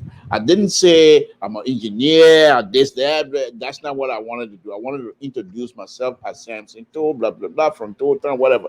And then at the end of that, I said, oh, by the way, my name is Bloku, the liberal progressive. You know the response I got next? This is only an engineering platform. This is not a political platform, because I said liberal progressive. So now they get the way they welcome me is to first of all tell me that my liberal progressive name sound foreign to them. Until immediately after I responded, I said, "This is how you welcome people." So I went a little bit deeper than what I should have. Then another guy called me directly from Liberia. Said, "My man, I'm sorry, the people came at you like that, and blah, blah, blah, all kinds of stuff." But the point that I'm trying to make here is this. If we're going to be in these kinds of stuff, we have to be truthful. To be an engineer, it takes a long time. And to go through the process of becoming an engineer, it's a difficult thing to do. It's not because I'm doing it. It's very difficult. It's very difficult. It requires patience. But we got engineers in Liberia. Right now, it just if I can sit here just within maybe 10, 15 minutes, I can sit here and if I have my blackboard and calculate, if I know and they do have that kind of information, if I know the traffic flow from EW Junction all the way to former Minister of Education, if I know the traffic flow, I can tell you what the traffic will be there like 2 hours from now, 3 hours from now, even before it happens. You can make those predictions based on common calculation. And these people over there, they have the knowledge. But yet still, Monrovia from EW Junction on Topman Boulevard, so congested. They have what they call level A, B, C, and D. Like that whole entire stuff all year round. I've never gone anything less more than D. It's always D.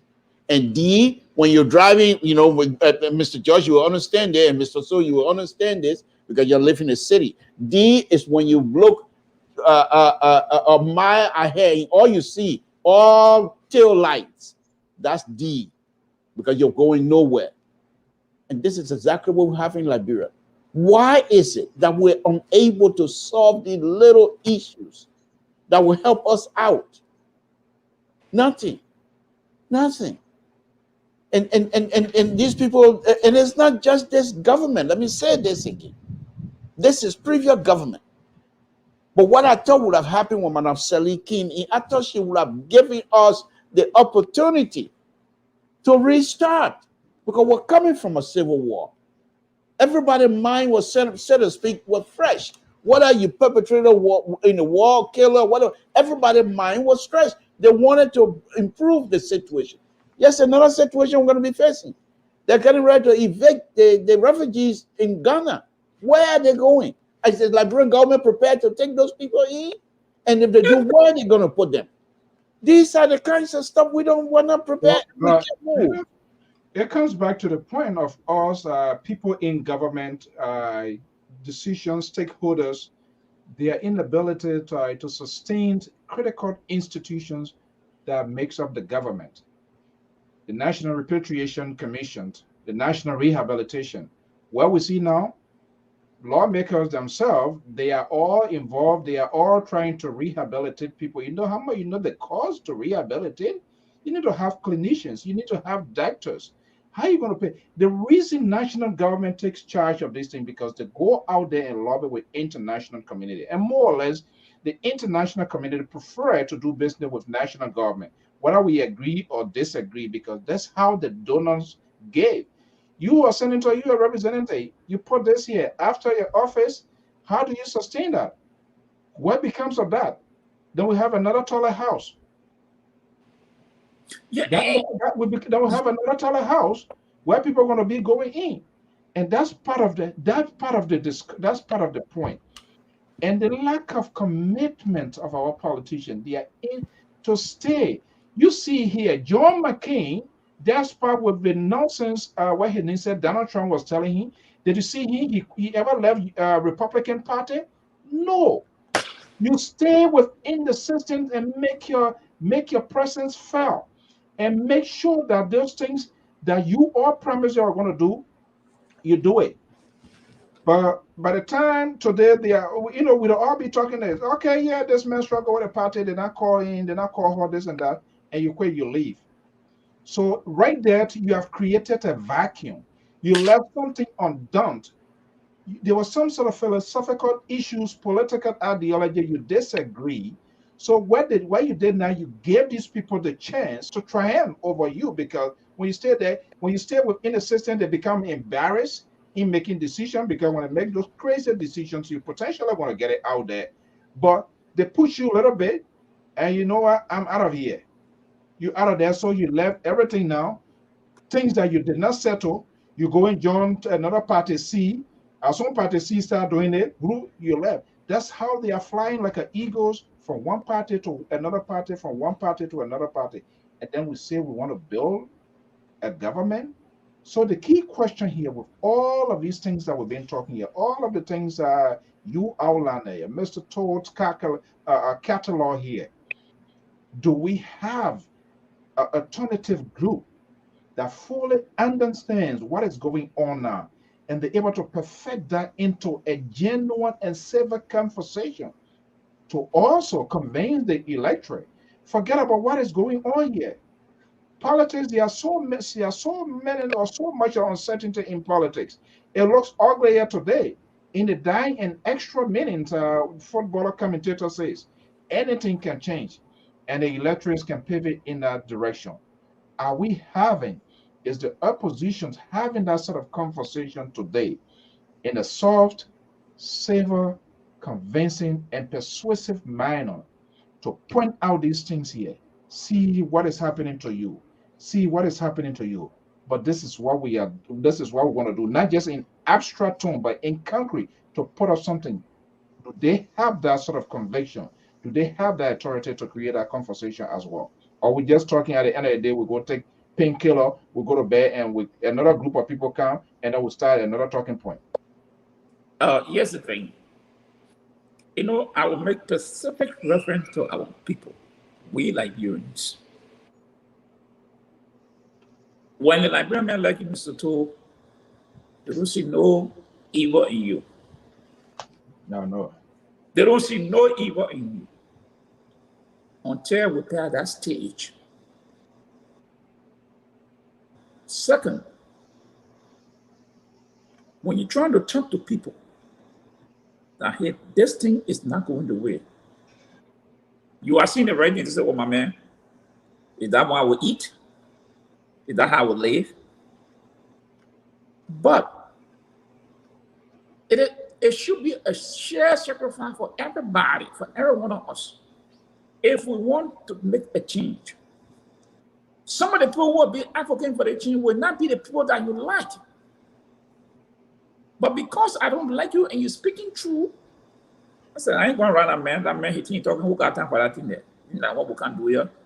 They think the other people be doing alone, that he won't come tell me this way. Take for example the other day, $15,000. Dish it up. One of the political leaders said, no, this is not right. What happened? He said he received barrage of criticism. People attacking, who are you? What's wrong with you?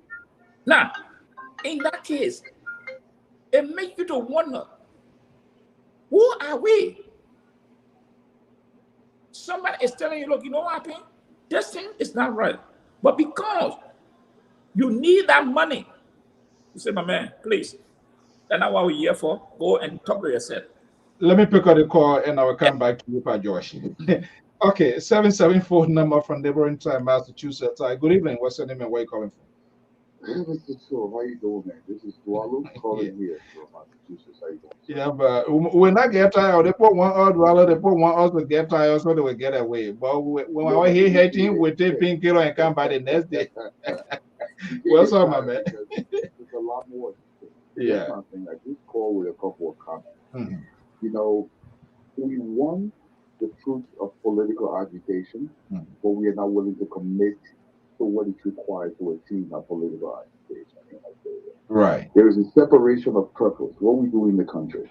A lot of times people have to understand something. If you don't commit to an ideal and you want the fruits of that, it's not going to happen. No. But you know, I was listening to the progressive, and he says something that's very, very valid. And people have to understand it. Look, if we do not set up systems and we expect the results of those systems, it's not going to happen. In Liberia, when somebody dies or somebody is killed, we are asking for investigation. So what we refuse to ask in the beginning is, are those institutions established before something happened? So we know with almost near complete certainty that the Liberian government doesn't have the capacity to investigate any crime.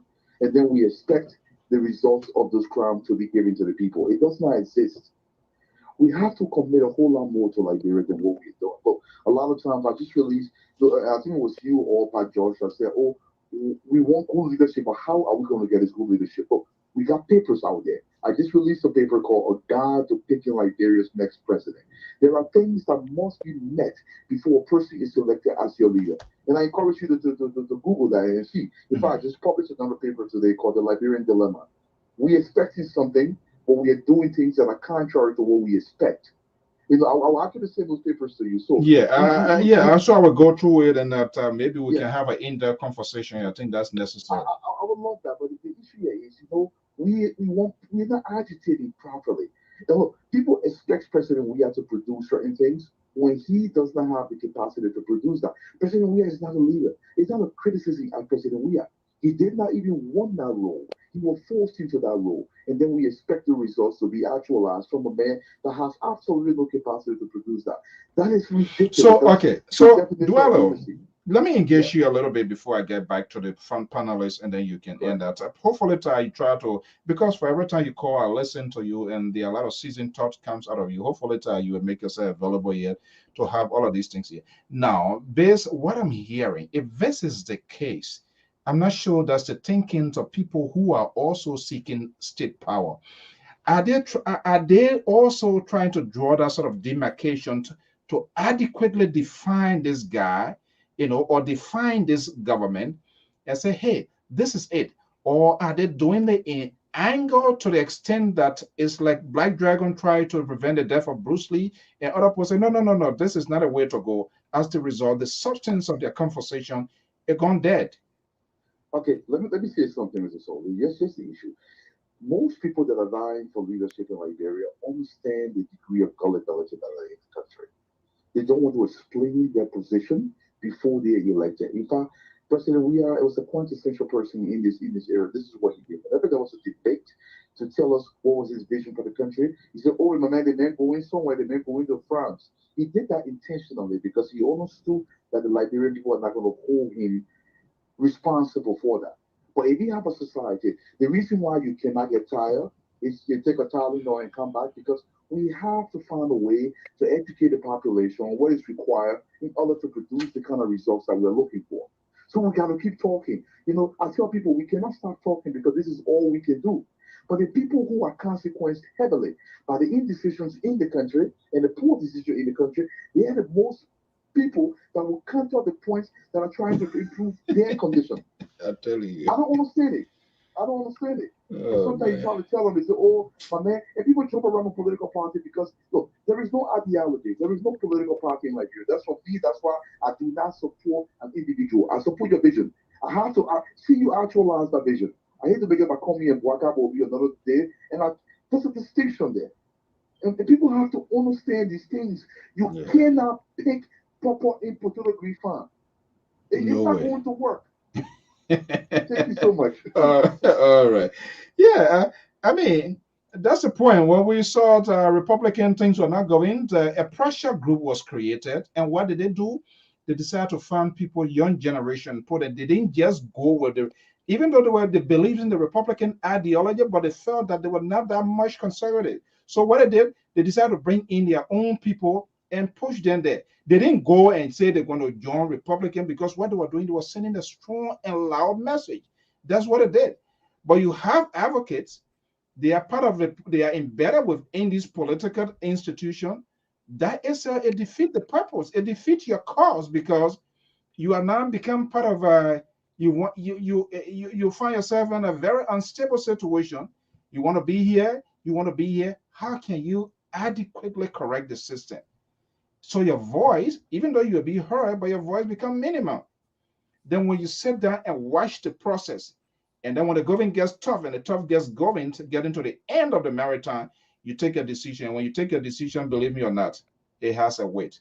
Guys, Pa Joyce, go ahead, finish your point. Yeah, and so this is the problem. So our people, they have to rethink. They have to rethink, because you're used to somebody feeding you every day. When somebody can say, hey, no, you got to feed yourself, you say, oh, this person don't like me. This thing will be doing this since I was born. Why the mess I should feed myself now? Why he don't want to feed me? These are the things that Liberians must graduate from. We have to graduate from this system and challenge those people who want to lead us. The people are coming to you. They're begging you to give them power. Why don't you people ask them these tough questions? What are you going to do for us? Not for me, but for us. They refuse. All they want, my man, oh, that man good. Oh. You go that man, you pay away, my man. You get 10 hours. Is that enough for 6 years, 9 years? Can that man sustain that? No. It's unsustainable. But they are not looking at it. They are just looking right on their knees. Self-centered. So this is looking at him. Yeah. So it's liberal. We are in it's a very chronic problem. With no doctor can easily diagnose this thing, and there's no medication that we can find right now, because honestly, the people that are eating right now, I just don't trust them. I don't trust them as well, because they are not setting themselves apart and showing enough. This is how we're going to do it. This is how it's going to be done. I'm not just saying it because I don't see the walk yet. Probably somewhere. And like you always tell us, okay, we're going to hold fire here when the time comes. With what time? On the eve of the election, before you're going to tell me, before you're going to release, before I will know your agenda, before I will know your strategy, before I want to know how you're going to downsize government, before I know how you're going to create jobs and where those jobs going to be coming from. When these people are sitting down in Liberia, they are not going to be political leaders. They are not traveling across the world, meet the European community to make the case why there should even be a change, why they want to be president of the Republic of Liberia. They can't even come here to meet officials from the State Department, to talk to Congress. When they can't even sit before major international cable wire to have a conversation. So how are you going to do it? Are you waiting until you become president before you have an international connection? How are you going to do it? When you're not even going to your ECOWAS leaders. One day I ever saw a major political actor. Are you going to come in liberal? And I know you're going to come with some sort of ridiculous point here again, which is, of course, we are accustomed, we used to it here now. It's part of our, and we have to deal with it. We will deal with you as it is until whatever time, until retirement comes for you. Not even one day I've seen any major political actors go into ECOWAS or the European or EU and sit down for them to have a conversation. As a major political player, I should take them for serious? No, they are not. Well, let me help you out. I don't want you to chill out a little bit. I don't want you to pass out here this afternoon. This is a Liberian conversation. Folks, if you're listening, this is Conversation with Samson. To sitting in for me tonight, it's Mr. Soul. And since we're going to do that, just listen in a little bit here to see how far we're going to go. I never seen that kind of thing before.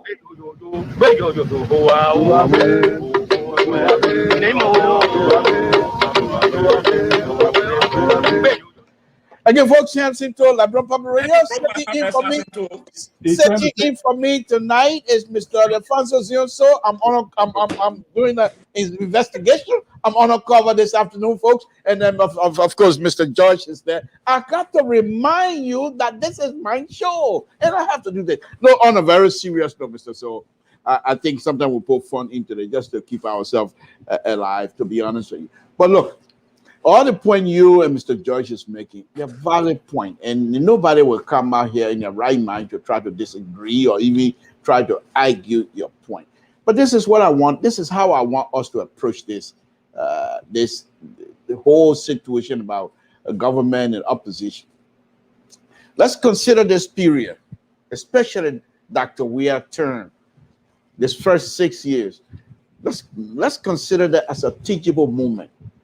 Every Liberians that have interest in Liberia, that like to talk about Liberia, their eyes is now open wide, and they can see how they operate, how the opposition is operating, how the government is operating, and which side is not doing the right thing.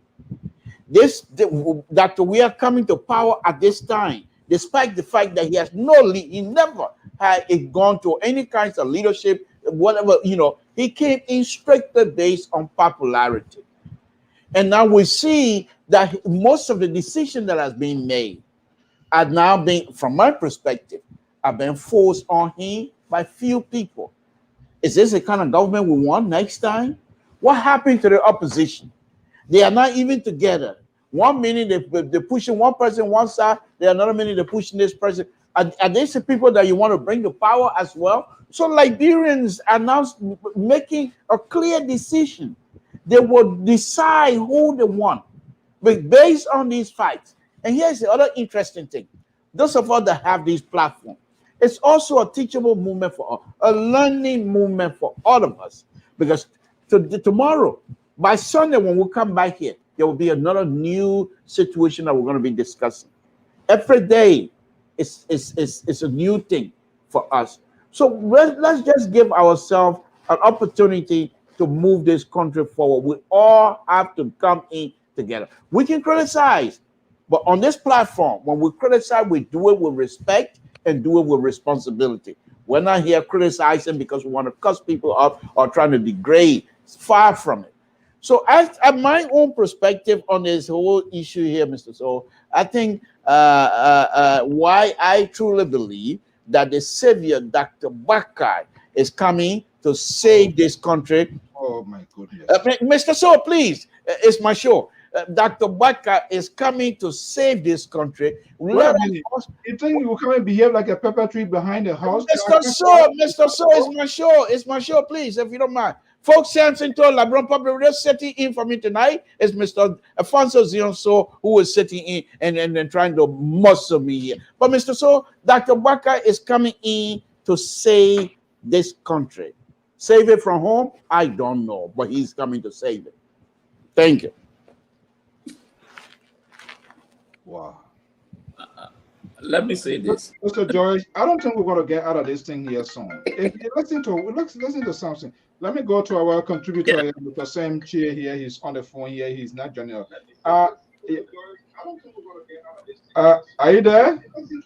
Yes. Okay, just lower the monitor because we're getting the feedback a little bit. Yeah, go ahead, Mr. Jackson. Yes. We're talking about institution, and I just wanted to put up one or two words, about it. Yeah, sure. Go ahead. Yes. For me, I feel that we have institutions that they are not being able to enforce on those policy. And I will give you an example of myself. When I graduated, for you to join the civil service, you have to take the civil service test. Okay. And based on your grade and class, you will be fit into the civil service. I have not seen since, recently, the numbers of people, that people are employing in the government, whether they go through that process. Everybody are coming through either, and they either come through that cultural background, policy connection, or that travel background. As long as you keep that red barrel and the blue barrel up to the end, you're gone. Okay. So that alone, and it has already affected, institution building. Nobody will be able, to say they will enforce it because once you are from a party, you are part of me. And if you can remember, since Mr. We are king of power, you could see that there was an issue of outcry, about appointing somebody who dropped off from LU became assistant minister. Now, where is the institution building? So the next person who's going to come in, they want to do the same thing. The other thing is our cultural background. That you and myself are coming from the same country or the same tribe. Nobody look on qualification as to whether that person is qualified. As a result, nothing is being built on, that we will look out, to see that it's structured. If you can remember recently, when CDC came to power, look at, and the civil servant payroll. It was in some more like 30 some more thousand. Now they are going to 70 some more thousand. You've been double. Okay, that being added. The 3%, not even double. Okay. So, in fact, when it was added, the issue of salary came out. I have some people have to start harmonizing, to accommodate other people. Okay, so Mr. Jackson, let me just hold you there quickly before you descend. Okay, and that's part of the conversation we are having here. Part of that, it was these people that they brought in that they felt they gave them the support to get state power today. They're yelling in the streets, sour with a red barrel, red barrel. Now, the opposition is perfectly taking us in the same to role model. Why you think these boys, these guys that have these things on their back, when they take state power, where you think they're going to put them? They're going to also bring them in government. So then what happens? They increase the size of government. Yes. They're not doing that. You think who want to? I'm not prepared to go stay in the sun and talk for somebody for free. So these people who are talking are doing that for the Liberian people. It's a lie. If I'm doing it, I want to work for my country. What is important? They understand sincerity they bring into their country. That's what. So they say, I don't want to work and now government job. That government job they are looking for. Why, if they're not looking for government job, why they can't go and why they can't do any other thing? They lie to us. They lie to people, and now people that are going to lie. So now these people who profess they want to do it differently too, they're not telling me all the thousands of people that are behind them. When they take state power today, what becomes of them? You think that you want to let them go? You're not going to let them go. You're going to bring them into government because government is the higher employer. But they are not telling us as well how they want to downsize government. So how can I take them to be a serious group of people as well? Well, that is the problem, that we have. If we don't, take time, we might eventually be able, to come up to a point that we won't be able to control, and the size of government. Because everybody bringing in their people.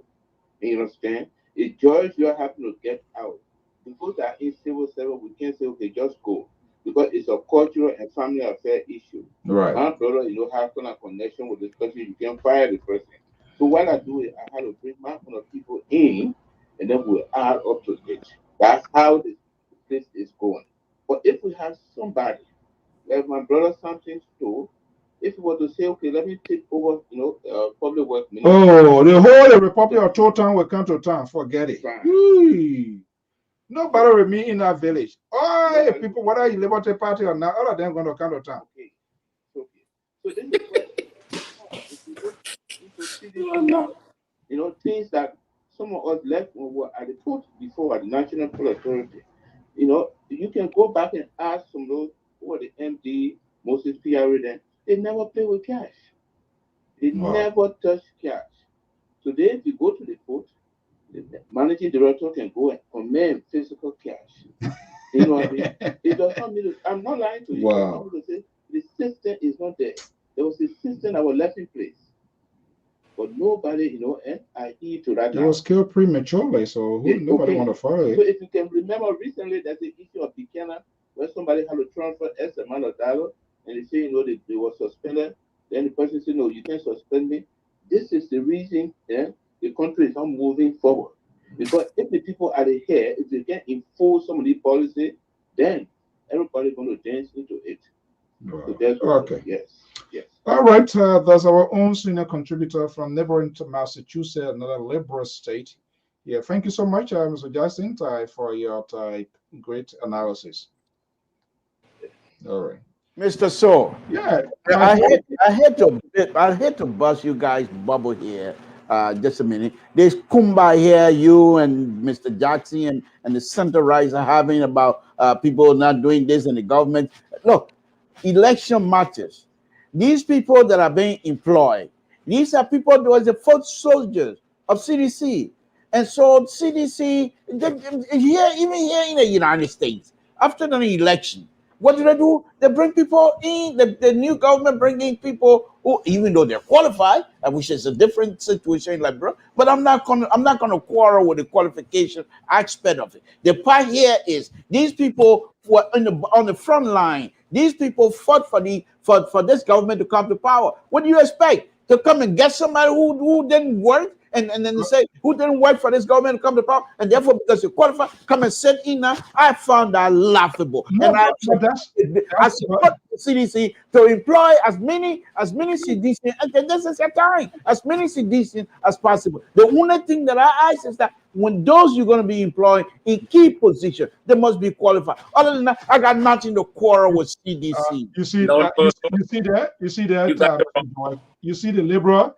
That's their time. So they're waiting for their own time too, so that people that are sweating all over the place, they're going to bring them into government, becomes liability and becomes burden on the Samson told. This is ridiculous. You need to stop this sort of behavior. Mr. Toll, you got it wrong. The Democrat or the Republican they don't tamper with civil servants in this country. The people they employ, ministers, directors, ambassadors, those are people because that next regime, all the people will be going. They will not leave it. But the civil servant, they don't touch it. Because the civil servant is what they refer to as professional people, career people. In Liberia is the difference. Liberia, they come from the office born. I can get fired. Everybody they bring office born 2-3%. Mr. George, I hate to interrupt on this one. Here. I'm going to push both of you very hard on this. CDC fought hard to gain state power. Like Liberia is not United States. Liberia is Liberia. That's Kick all of this. Kick, Mr. Saul, hold on 1 minute. Kick all of the Unity Party, Civil 7, what have you. Kick them out. Bring in Unity. Bring in CDC. The only thing that I said that these people must be qualified. What's wrong with that? These are people that were in the trenches. They were in the trenches to support this government, to bring this government, and then you want them to sit down. Why Unity Party people continue to enjoy the fruit of their high level? I found that laughable. I said, CDC, bring them on, kick these people out, bring CDC on. This guy is, you are becoming very disingenuous. Then why are you crying town crowd here that the people not qualified, they're putting people there? But that's what I said. I said the only but I have this that people who are going to be in the top position, they must be qualified. But in the bottom, see this 777, I said get rid of those people. Why would CDC sit down? Having fought so hard to bring CDC government to power, you want them to sit down and then because of some sort of civil service, they should make Unity Party people in there. Kick them out, and bring CDC on. I'm having migraine right now. Mr. Todd, you are contradicting yourself.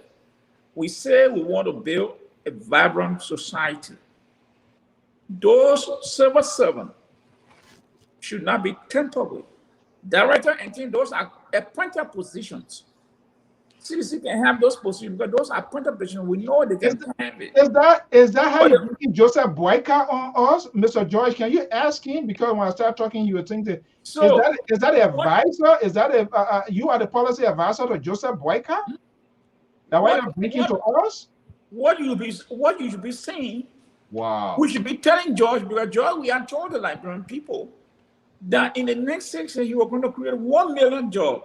So that 1 million job should be allocated to institutions. They can put all the people in the job that they're going to create, but not by better knowing the payroll, bulking whether people are qualified or they are not qualified. All these people, they not talk civil servant test. I remember those if you wanted to join the police, they will give you an aptitude test at the police headquarters. They will give you that test. Today, it's no more again.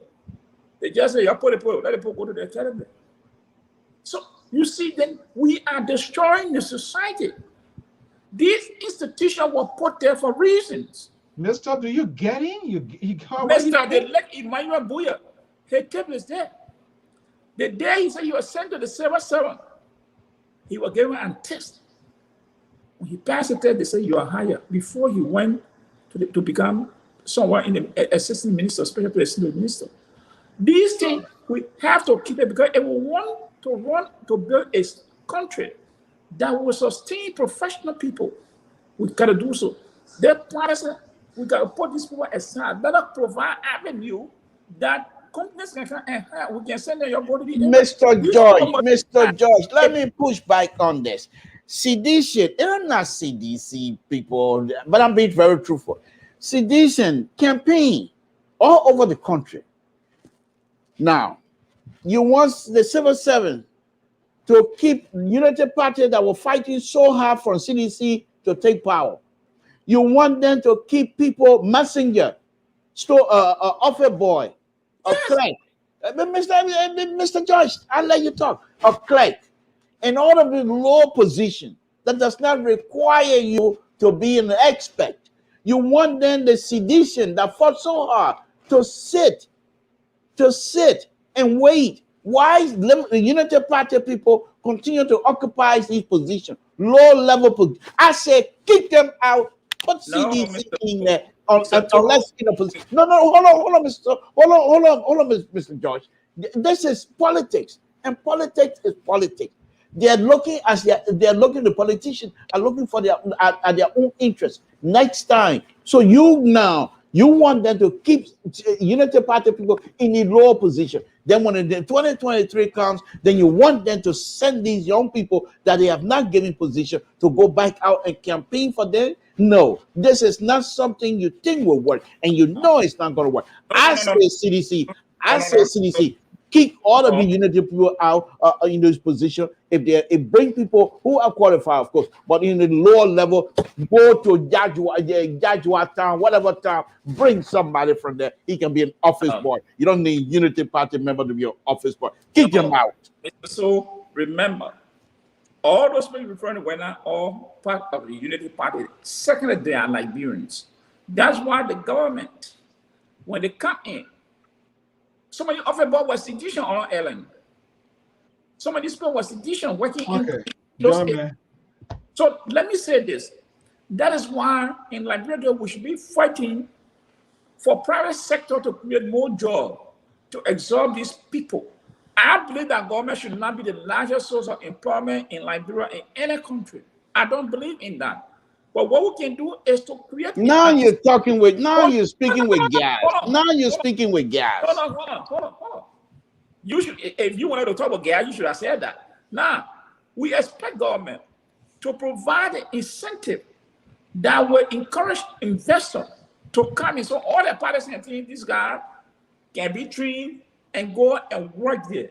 But because of this thing, this is why the government continues to face problem with the payroll. Every time international organizations saying, hey, your bill is too high. Why government should be the largest employer in country? Samson told George, the liberal is making a point here. What we should expect when Joseph Boyka wins an election. Oh yeah. All of the Solidarity Brigade or whatever, the Unity Party and Liberty Party become more or less the pivoting towards Joseph Boyka. Alice Comey more or less is being considered as an outsider. Here we go with the outsider business again tonight. Yeah, here it comes. Go ahead. I'm not listening. Yeah. I mean, you have to. We're seeing it. It's unfolding in real time. We're seeing it. You have successfully pushing this guy, even though he's the guy that have the cash. Does he have this? Alice Comey, let me ask you this one question. Have you seen Alice Comey? Have you seen Honorable Alice Comey long form birth certificate from Maryland County? Have you seen it? You acting like Francis Don. Francis. But who is you to ask him for the Alice Comey is a Nigerian? I said, oh my goodness, this is so ridiculous. No, Francis Doe. Can you imagine that? And this is what I say. If you're talking for an opposition, that's not really. Is that why you're going to be throwing out to listeners to pivot in your direction? Yeah. Oh, look, the Liberal has successfully created an artificial migraine on me right now. So guys, it was good being here. Sunday, I will confirm that Sunday, by the grace of God, Senator Boto Cannon of Bapolu will either have Senator Cannon or Representative Juliet Weah for Lofa County. They're going to be one of the two. I have to confirm who wants to come first. I think it's important that we give these our female lawmakers to the ability, the opportunity, so that we can hear from them. For the most part, most of the network we showcase the men, and that's sort of kind of putting them in the back seat. But I was impressed with the conversation from the lady from Mount Gibbet, Ambassador Helen Atore. She was very impressive. She sounded very authentic in her talking point here. So we have to bring her in. But right now, folks, I gotta leave it. The Liberal has successfully managed to throw an artificial. Let me just say this here, Mr. Soul, before we close, and that will be my closing here as well, folks. Again, Samson Tor. Sitting in for me tonight is Mr. Francis Soul, of course, and Mr. George is here. The Liberal is here. When the liberals speak, the center right looking for a gallon of water to drink. Folks, the center right, you just saw acted just like Rubio from yeah, we go. He's drinking water because the liberals speak. When the liberals speak, these people have to look for water to drink because that's what we do here. And then I just, Mr. So, I want to thank you very much for sitting in for me again tonight. It's been a wonderful, wonderful, wonderful show, folks. And we're here to express ourselves. We're not saying that whatever idea we bring out here that you should accept it. Another thing, I'm not here speaking for nobody except for myself. And I want to thank all of the audience for giving me the opportunity to freely express myself. Now, you can reject my ideas. That's okay. As long as you give me the opportunity to do that, we will do so. One last thing, Mr. Soul. We started with a security issue here. Let me, on a very serious note, let me point this out as well. Why we don't agree the way most of the death has happening and no explanation is coming from the government. However, the government, under this leadership, millions and millions of Liberians will wake up tomorrow morning alive. This is something that is very good for this government, and I want to leave that on that note with you, Mr. So. Thank you very much. If you want to kick me out now, you can go ahead and do so. All right, Pa Josh, what's your final statement? Yeah, I just want to say thank you to you and Mr. To and our audience. But yes, my final words. The security of every Liberian should be paramount to every Liberian, to every ethnic group in Liberia. We should not wait until it happens to one group, then the group stand up. When it happens, we all should rally to ask our government for justice. The issue that is trending in Liberia is very serious, and we need the stakeholder to act, because these are the things that can lead to the unexpected consequences in our country. People's life being taken away by accident, they don't get food, they don't get repairs. And families are sitting there crying, agony. And it's like these people have been left by themselves. So I just want to ask that the government pay keen attention to this thing here. And the president, thank God he made a decision to revise the decision that was made by the Port Authority to increase fees on shipping again. It wasn't good. It was a wrong decision by the government. But after cry from the Liberian people, he said they put it up. He gave it 1 more year. And I would tell him, if you bring it back next year, there will be more resistant than this one. Thank you. Okay, well, folks, the Liberal Progressive, Samson Bloku Branto, thank you for giving me the opportunity to sit in for me. Hopefully, let me just tell you now, too, in the next week, be able to complete your orientation to be able to do your job. Because other than that, I don't know how you're going to manage it, because I'm not going to be sitting in, and at the end of the day, the only thank you want to override the system here. But it's always good to fill in. So you still have how many weeks to go for your orientation? 2 weeks or 1 week? You see, the American intelligence trying to expose you. Yeah. Mr. So, learning process is an ongoing process for me. I'm from Town. This 1 year is not. I don't know anything. I'm learning. I have not put the scheme of it. I'm learning, and I appreciate you teaching me. And learning is something. It's an ongoing process for anybody. If you refuse to learn, that means you don't want to go anywhere. I'm learning, and I will know it. Everybody get an area. They want another engineer, elevation, the team will slope that day, and the water will go that day. The breeze not get this and that one. That one in that they want here. Okay, guys, folks, to our many viewers and listeners, we want to thank you so much for sharing your time. Beautiful evening with us. It's a pleasure having you here. If this is the first time, this is the Liberia Public Radio and LPR TV.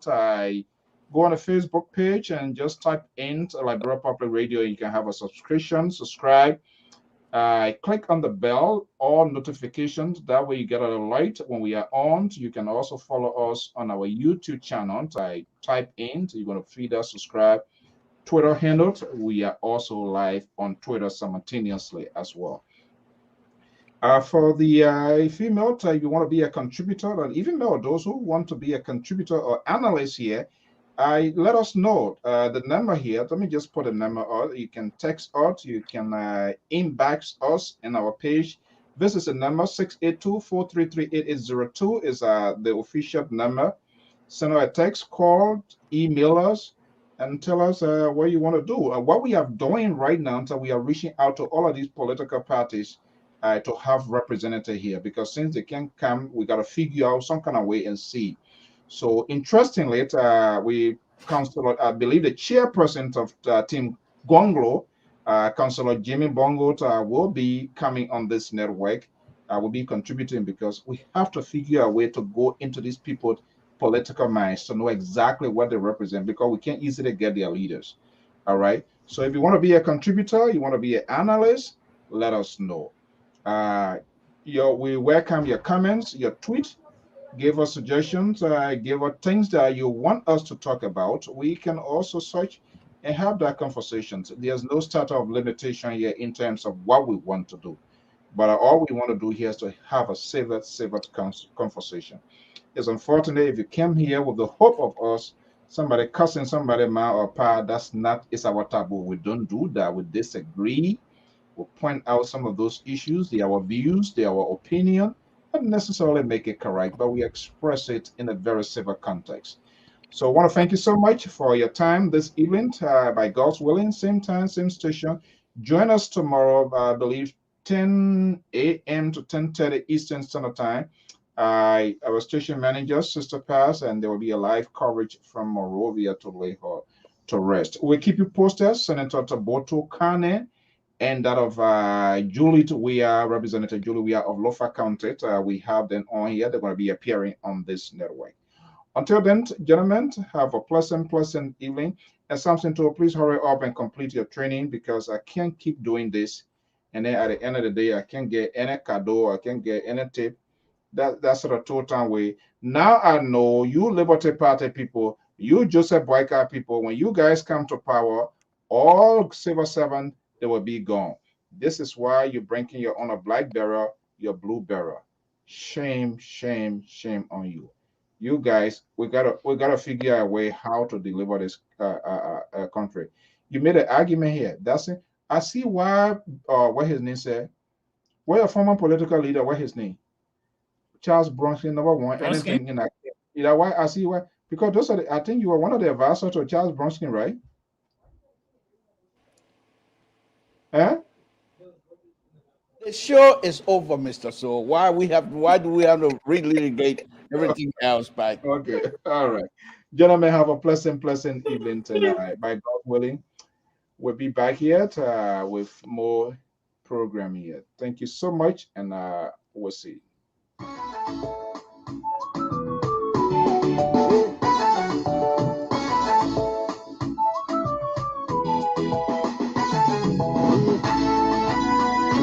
Hallelujah.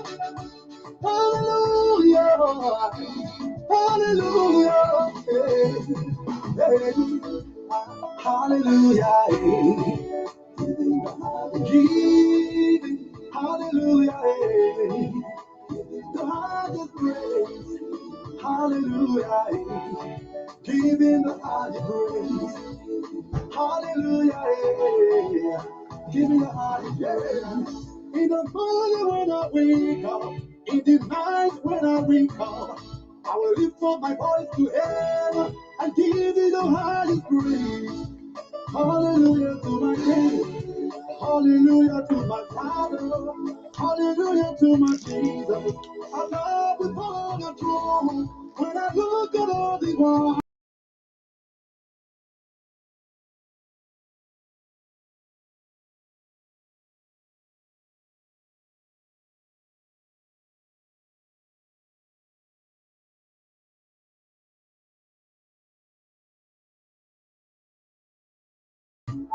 Hallelujah.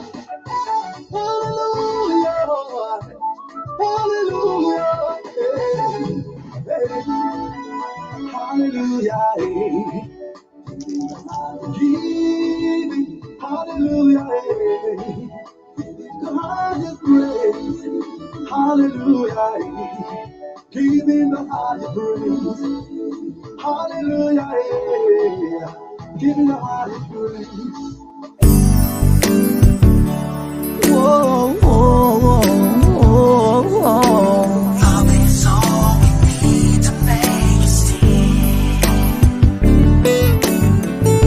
This is the time to come together. Keep Liberia safe forever. So open up your heart and let the unity begin. Love is all we need to make it stand. Let's cultivate one another. Learn to live together as brothers and sisters.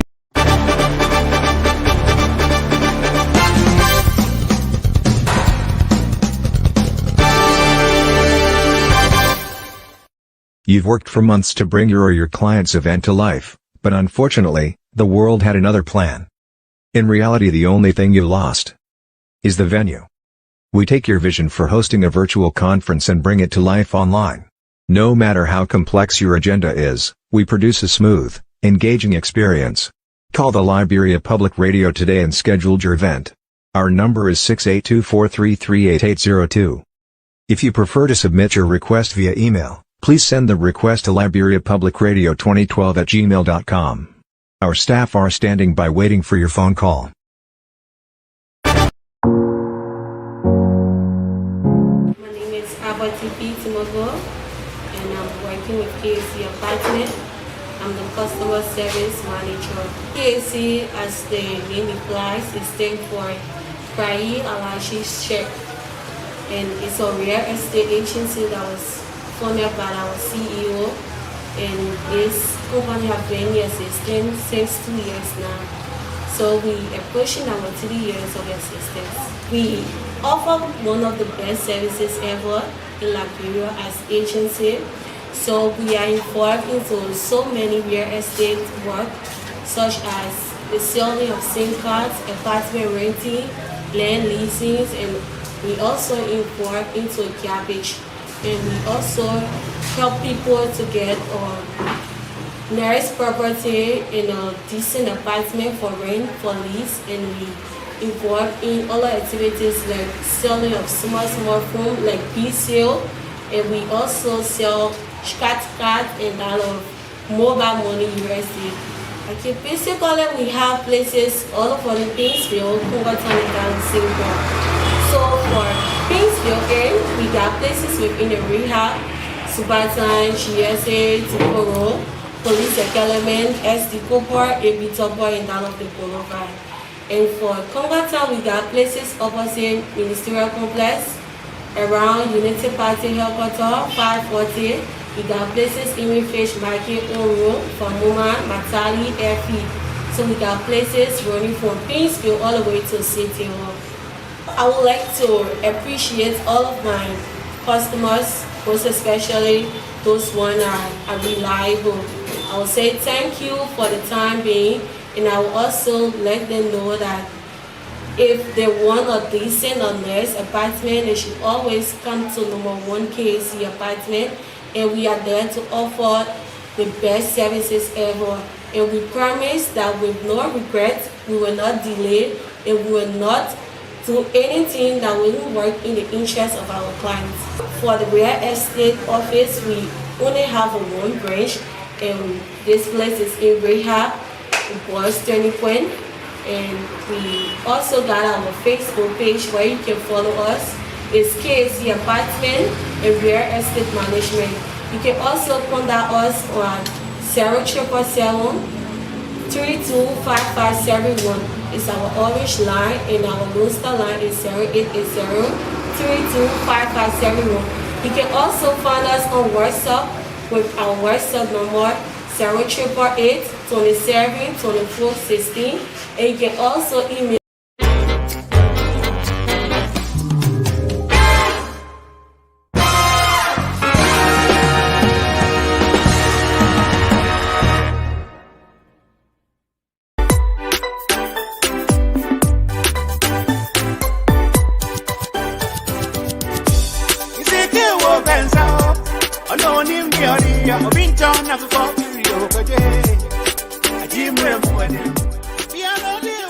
Welcome to Fiber Queen off of Woodland. Everyone that's looking for nice African for wedding, whatever fiber you need, you can just come over here. You have all this nice stuff. If you need ashebi, you guys can come over here for baby shower, for wedding. You guys are welcome. She have really nice stuff. You can see all over there, all those men over here. You don't have to go to the theater and then they're going to be telling you all kind of stories. You can just come here. They're already made. And for ladies, you can just look for whatever fiber you're looking for and match it for the men. And, your husband already have a shirt made. You can get stuff for your kids. You can get stuff for the whole family. We have African slippers and ashobi hair ties all over. We have different kinds of lists and everything. So you guys are welcome, okay? It's really nice. It's Fiber Queen on Woodland, 95 off of Woodland. 6625 Woodland Avenue, okay? So you guys are welcome, welcome, welcome, welcome. You have nice stuff here for ladies, for men, for kids, and for everybody. Ladies and gentlemen, your attention please. Fabric Queen of Philadelphia. Fabric Queen of Philadelphia is 100% African-owned business. At Fabric Queen, we are specialized in high-quality wax product, Swiss lace, jewelry, and beauty products that will make you shine like the queen of fabrics. We are located at 6625 on Woodland Avenue, 10 Philadelphia. Telephone number 215-800-0228. Tell the management of Fabrics Queens in Philadelphia is easy and salt of the Liberia Public Radio gives you this message. Tell all Akwaba.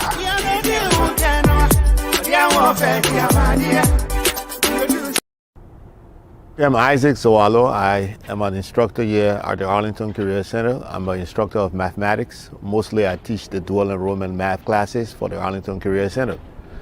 I've been here in Arlington for about 16 years. I originally come from Liberia, a small country on the west coast of Africa.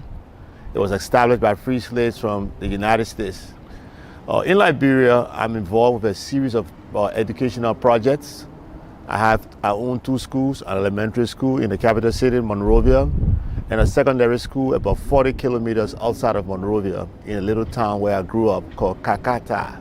Well, the secondary school is called Giddings Polytechnic Academy. It's located about 40 kilometers outside of Monrovia. Now, what makes Giddings Polytechnic Academy to be the best school is that at the Giddings Polytechnic Academy, we are introduced to electives such as drafting, nursing, business, journalism and creative writing, and agriculture. That's not all. We are also having a free access to the internet, and we are also introduced to ICT, that is the information communication technology. The school is changing lives. Our parents are coming to the school and they are telling us, one, our teachers are consistently in class. Our students, the school is fenced, so our students remain on campus for the most of the day. The level of instruction, I've been told, is at the highest possible level for Liberia.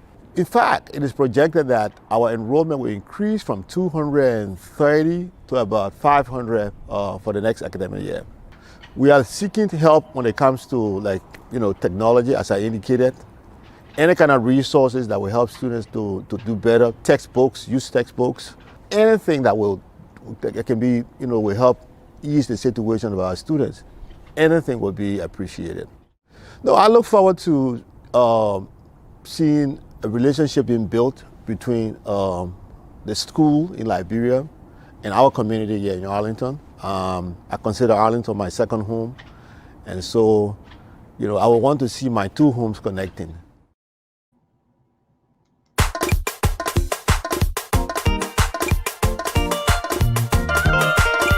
It's Pekka Jr., the marvelous producer. Life so beautifully lived deserves to be beautifully remembered. It's with profound sadness and great loss that we announce the death of our beloved sister, Mother Ruth D. Freeman of the ACFI Church. This sad occurrence took place on June 19, 2021 in Monrovia, Liberia. Funeral service of the late Mother Ruth D. Freeman will be held on Saturday, August 7, 2021 at the St. Moses Funeral Parlors from 10 a.m. to 12 p.m. The remains will then be taken to the Dawson Cemetery in Margibi County for burial. Repast follows at the deceased's residence in Thinker Village, Montserrado County.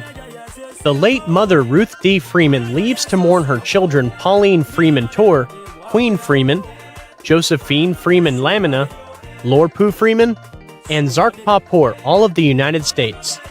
She also leaves to mourn her brothers George Freeman, Philip Joe, and Nathaniel Cry of the United States, and one sister Annie Freeman of the United States, and a host of other relatives in Liberia and the Ivory Coast. May her soul and the souls of our dearly departed loved ones rest in peace.